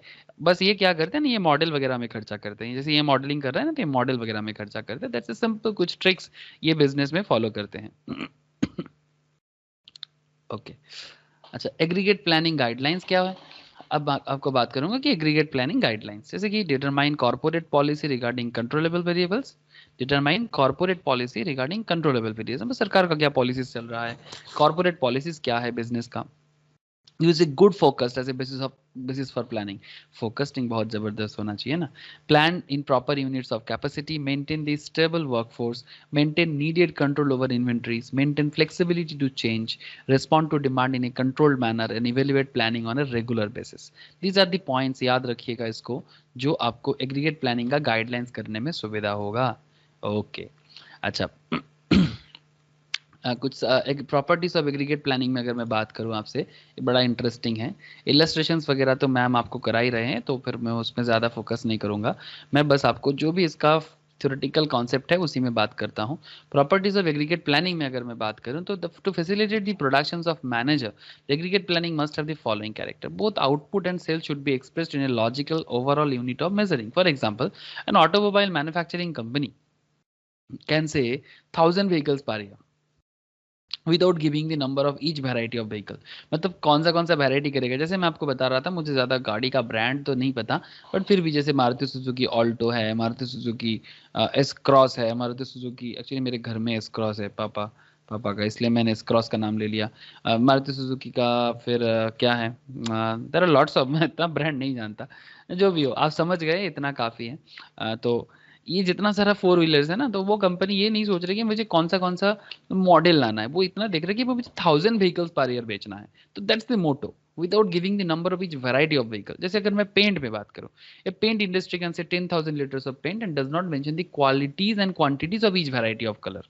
कितना तरह का कलर बनाएगा, या फिर कैसा कैसा वो आजकल होता है ना, एशियन पेंट्स, इमर्सन्स, या फिर इस तरह का कुछ भी ऐड आते हैं, ठीक है। तो ये क्या क्वालिटी होगा, क्या क्वांटिटी होगा, दैट्स नॉट द मोटो। मोटो क्या है कि मुझे 10,000 लीटर का पेंट बेचना है, कलर मुझे बेचना है, उसमें कितना वेराइटीज ऑफ कलर होगा that's a different thing, but colour का जो रॉ मटेरियल्स है वो तो सेम है ना। तो वो 10,000 लीटर का कलर पे बात करेगा, उसमें वेराइटीज कितना होगा, क्वांटिटी मतलब कितना टाइप्स कितना होगा, वो मेन बात नहीं है। अच्छा, acceptable focus for some reasonable planning period से 1 ईयर, 1 साल के लिए प्लान कर सकते हैं। A method of identification and fixing the relevant cost associated with the plan, availability of alternative for meeting the objective of organisation, ability to contrast a model that will permit to take optimal and near optimal decisions. मतलब एक ऐसा model बनाओ जिस model पे आप एक sequence maintain कर सकते हो प्लानिंग होराइजन पे। Facilities that are considered fix to carry out objective, ऐसा कुछ फैसिलिटीज बनाओ जो आपको आपका ऑब्जेक्टिव को पूरा करने में हेल्प करे। That is the main properties. ये 4 प्रॉपर्टीज है एग्रीगेट प्लानिंग का, प्लीज एक बार जरूर इसको ध्यान में रखिएगा। अच्छा, ये सम्स देखेंगे तो मैम तो आपको करा ही रहे हैं, तो मैं सम्स को स्किप कर रहा हूँ, ठीक है, बिकॉज ये मैम आपको सॉल्व करा रहे हैं और ऑलरेडी करा भी दिया है। Okay. Material requirement planning, material requirement planning में अगर मैं बात करूं तो ये था एग्रीगेट प्लानिंग, तो आप देख ही लिए। अब मेटेरियल रिक्वायरमेंट प्लानिंग, एमआरपी, ठीक है, ये एमआरपी क्या है, इस पे मैं ऑलरेडी 2 मिनट पहले बात कर चुका। मेटेरियल रिक्वायरमेंट जो भी है उसको लिए भी आपको प्लानिंग करना चाहिए, नहीं तो क्या है ना, आपका मेटेरियल का स्टॉक करने का खर्चा है, उसको ट्रांसपोर्टिंग का खर्चा है, अब ज़रूरत से पहले वो अगर पड़ा रहेगा फालतू में तो उसका एक ऑब्सोलेशंस हो जाएगा। मतलब ज़रूरत के टाइम पे चीज़ें टाइम पे होना बहुत ज़रूरी है, ना तो बहुत पहले ना तो बहुत बाद में। तो इसलिए मटेरियल रिक्वायरमेंट जब भी एक ऑर्गेनाइजेशन को होता है ना, जैसे refers to the basic calculation. जैसे एक सिंपल चीज़ मैं बता दूं आपको, जैसे यहाँ पर मैंने आपको मिंत्रा का एक शॉपिंग ऐप बता रहा था। जैसे मानो कि ये जो आपका स्वेटर्स वगैरह है, ठीक है, ये जो भी आपका स्वेटर्स है या फिर जो भी आपका यहाँ पर विंटर वेयर जो भी दिख रहा है, अब मुझे एक चीज़ बताओ कि विंटर वेयर को सेल करने का पक्का टाइम क्या होता है? विंटर वेयर को सेल करने का पक्का टाइम होता है ठंड के मौसम में। जैसे इंडिया में अगर देखो तो नवंबर से आप विंटर वेयर जो है उसको आप मार्केट में सेल कर सकते हो। बट अगर मानो कि कोई मार्च महीने से बोल रहा है कि भाई मुझे अभी से स्टॉक करना है विंटर वेयर का, जो भी है विंटर वेयर का जो भी प्रोडक्ट है उसको मुझे मार्च महीने से सेल करना है, ठीक है, तो वो स्टॉक करेगा तो पागल हो जाएगा। ये मटेरियल का मार्च महीने में क्या काम। तो आपको सही टाइम पे सही प्रोडक्ट को आपको आपको स्टॉक करना है, या फिर उसका रॉ मटेरियल जो भी अगर आप इसका मैन्युफैक्चरिंग करते हो तो आपको बहुत पहले से नहीं, जिस टाइम पे आपको ज़रूरत है अब उस टाइम पे इसका यूज़ करो। आई होप यू अंडरस्टैंड, ठीक है। जिस टाइम पे इसका ज़रूरत है उस टाइम पे आप इसको यूज़ करो। इसलिए मटेरियल रिक्वायरमेंट का एक प्रॉपर प्लानिंग होना बहुत ज़रूरी है। तो एमआरपी क्या है? MRP is a technique of working backward from the scheduled quantities and need dates for end items specified in a master production schedule to determine the requirement for component needed to meet the master production schedule। MRP का objective क्या है? MRP का objective है inventory reduce करना। मतलब ज़्यादा stock maintain अच्छा बात नहीं है। प्रोडक्ट बने और फटाफट सेल हो जाए। ज़्यादा देर तक स्टॉक में पड़ा रहेगा तो उसका एक तो फैशन आउटडेटेड हो जाते हैं। आजकल फैशन बहुत जल्दी आउटडेटेड हो जाते हैं। फैशंस का आउटडेट नहीं करना है, टाइम पे चीज़ अवेलेबल करना है। ज़्यादा ज़रूरत से ज़्यादा अगर मैं स्टॉक में ही मेंटेन करता जाऊँ तो स्टॉक मेंटेन का भी एक खर्चा हो जाता है। आप लोग ये इकोनॉमिक ऑर्डर क्वांटिटीज़ वगैरह में देखे हो ईओक्यू में, तो यहाँ पर भी ईबीक्यू इकोनॉमिक बैच क्वांटिटीज़ में भी सेम चीज़ देखोगे, सेम पॉइंट है। इन्वेंटरी रिड्यूस करना है, reduction in the manufacturing and delivery load items. मतलब ये आपको हमेशा मतलब मैन्युफैक्चरिंग एंड डिलीवरी दोनों का जो एक मतलब ज़रूरत से ज़्यादा आपको लोड को काम करता है। रियलिस्टिक डिलीवरी कमिटमेंट्स, मतलब by using MRP productions can give marketing timely informations and about likely delivery times of prospective customers. मतलब एकदम टाइम पे काम होगा। इंक्रीज एफिशिएंसी, एफिशिएंसी इंक्रीज होगा, इसमें काफ़ी कॉस्ट बचता है। इसलिए ये जो आपका एमआरपी सिस्टम को ना बहुत ज़्यादा ध्यान दिया जाता है। क्या क्या फंक्शंस एमआरपी सर्व करता है? These are the questions जो एग्जाम में पूछते हैं। Function served by MRP, order planning and control, when to release orders and for what quantities of materials, कब order release करना है और कितना quantities करना है। Priority planning and control, how the expected date of availability as compared to need date for each component। And third point is provisions of a basis for planning capacity requirement and developing a broad business plans। आपको एक broad business plan बनाना है तो जो एक MRP का ही part है कि किस टाइप पे आप इसको कर पाओगे। Advantage and disadvantage of MRP पे अगर मैं बात करूँ, ये इसका सबसे बड़ा एडवांटेज है कि ये स्टॉक को कम रखता है, रिड्यूस करता है, जिसमें आपका स्टॉक हैंडलिंग कॉस्ट कम होते हैं। आइडल टाइम जो होता है ना, मतलब फालतू का टाइम को कम कर देते हैं। बिकॉज अगर आपके पास मतलब रिक्वायरमेंट प्लानिंग ज़रूरत से ज़्यादा नहीं है तो फिर ऑटोमेटिकली आपका आइडल टाइम को कम कर देगा। उसको मेंटेन करने के लिए जो लेबर वगैरह रखोगे तो फालतू का जो समय उसको मेंटेन करने का खर्चा है उसको कम कर देगा। Reduced setup cost, obviously, ability to change the master production schedule, ability to price more competitively and better customer service। These are the things, है ना। better customer service, obviously better customer service, time पे चीज time पे मिलेगा, फालतू का चीज stock करके इन्वेंट्री ज्यादा बढ़ा के क्या फायदा। अब क्या पॉइंट है कि better response to market demands and reduce sale price. MRP system enabling the following, aids capacity planning, capacity को प्लान करने में हेल्प करते हैं। Help manager to use plan schedule before actual release orders. Tails when they expedite and expedite delays of a cancel orders, ठीक है। changes order quantities, advances और delays order due dates। तो इस तरह का कुछ एडवांटेजेस है। अगर डिसएडवांटेज देखो तो even though MRP system has many advantages, there are some problems जैसे lack of top management commitment. MRP must be accepted by top management as planning tool with specific reference to profit results. All executive concern with the implementation of MRP system must be educated, emphasizing the importance of MRP as a closed-loop integrated strategic planning tool. MRP was presented and perceived as a complete and standalone system to run a farm rather than as a part of a total system. The issues of how MRP can be made to function with just-in-time production system, ये तो JIT में details में बात करेंगे. MRP also needs a high degree of accuracy operations, which often requires a changing how the farm operates and updating files. The major component of MRP is that MRP is too rigid, because when MRP develops a schedule, it is quite difficult to deviate from the schedule if need arises। MRP का problem है कि एक बार अगर ये schedule बना लेना कि मुझे ऐसा ऐसा करके करना है, फिर अगर ज़रूरत पड़ेगी नहीं थोड़ा सा चेंज करना है ना, तो यही इसका सबसे बड़ा प्रॉब्लम है कि आप जल्दी डेविएट नहीं कर सकते। मतलब आप अपना प्लानिंग को फटाक से बदल नहीं सकते। ये MRP का एक प्रॉब्लम है, ठीक है। अगर आप मैन्युफैक्चरिंग रिसोर्स प्लानिंग में जैसे भी बात कर रहे थे, manufacturing resource planning has been developed to facilitate, ये इससे पहले क्या बात करते थे, मटेरियल रिक्वायरमेंट प्लानिंग, अब क्या बात कर रहे हैं, मैन्युफैक्चरिंग रिसोर्स प्लानिंग, एमआरपी 2 के नाम से जानते हैं, ठीक है।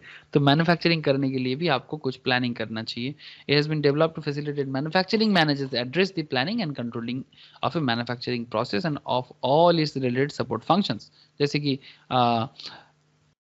it encompasses logically correct planning and control related to materials, capacity finance, engineering, sales, and marketing. MRP2, मतलब manufacturing resource planning is universally acceptable, applicable of any manufacturing organizations regardless of size, locations, and product or process. So manufacturing resource planning or MRP2 is a management process of taking the business plan it down into specific और specific करते हैं. Manufacturing resource planning is a natural outgrowth of material requirement planning. मतलब material requirement planning का ही एक natural outgrowth है. Whereas MRP1 focuses upon priorities of materials और आपका CRP जो है, CRP के बारे में भी हम लोग बात कर रहे थे ना कुछ देर पहले, एक था MRP, दूसरा था CRP. तो exactly CRP is concerned with the time. Both material and the time requirement are integrated with the MRP system. Beyond this, MRP2 has been coined to close the loop by integrating financial accounting personnel.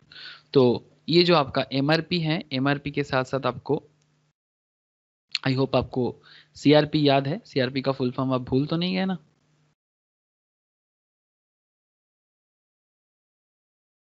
एक second में आपको याद दिला देता हूं। ये आपका हो जाता है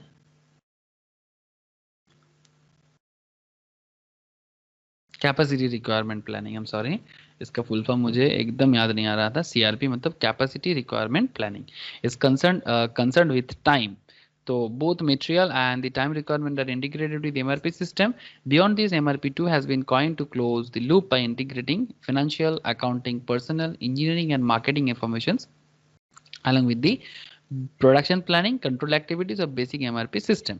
MRP2 जो है मतलब manufacturing resource planning 2 is the heart of corporate management information system of many manufacturing firms. तो आपको MRP2 जो है मतलब manufacturing resource planning and material requirement planning and CRP that is capacity requirement planning, ये तीनों बहुत ही vital point है corporate restructuring में. And the very important area that is enterprise resource planning. enterprise resource planning जो है ये आपका है ERP. enterprise resource planning में क्या होता है ना, ये आपका corporate world में today's world, just look here. Enterprise planning, popularly known as ERP, is today's buzzword in the corporate world. Companies worldwide use ERP to integrate business process and thereby reduce cost and increase productivity. It has established its base as a global phenomenon. Traditionally, companies developed isolated computer applications to suit and satisfy each of their functionals. इसके बारे में तो मैं अगर क्या बात करूँ, tally ERP तो आप लोग बहुत जानते हो, पॉपुलर है. इसके अलावा एक बहुत अनदर पॉपुलर एरिया चल रहा है SAP, अपना CMA institute, cost chartered institute, CMA institute specially जो आपका SAP सिखाने में आजकल स्टूडेंट्स को बड़ा फोकस कर रहा है, because system analytical and data processing जो सॉफ्टवेयर्स हैं जो टैली से काफ़ी डेवलप सॉफ्टवेयर्स हैं और बहुत ही उम्दा काम करते हैं. ये इस तरह का ERP मतलब एंटरप्राइज रिसोर्स प्लानिंग जो ऑर्गेनाइजेशंस को अपना डिसीजंस मेक करने में बहुत हेल्प करता है, और ये इंस्टीट्यूट सिखा भी रहे हैं, इसमें सर्टिफिकेशंस भी दे रहे हैं SAP के साथ टाई अप करके. तो ये जो सॉफ्टवेयर है ये एक कॉस्ट को आज के डेट पे जानना बहुत ज़रूरी है. आप लोग भी सीख जाओगे, डोंट वरी, इंस्टीट्यूट प्रैक्टिकल में आजकल सिखा भी रहे हैं. आप अलग से भी SAP सीख सकते हो, बहुत ही पॉपुलर है.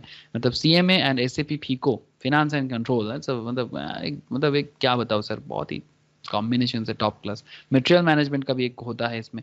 तो देयर आर लॉट्स ऑफ, तो एंटरप्राइज रिसोर्स प्लानिंग या फिर टैली इस तरह का सॉफ्टवेयर्स क्या करते हैं ऑर्गेनाइजेशंस को, मतलब हर चीज को बहुत ही इजीली आपके सामने रखता है. ERP software was developed to provide such a total solutions to the business enterprise. I hope आप समझ रहे हो.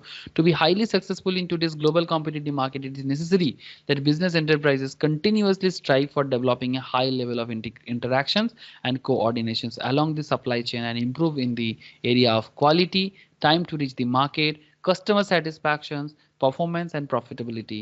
The ERP software fulfills this need.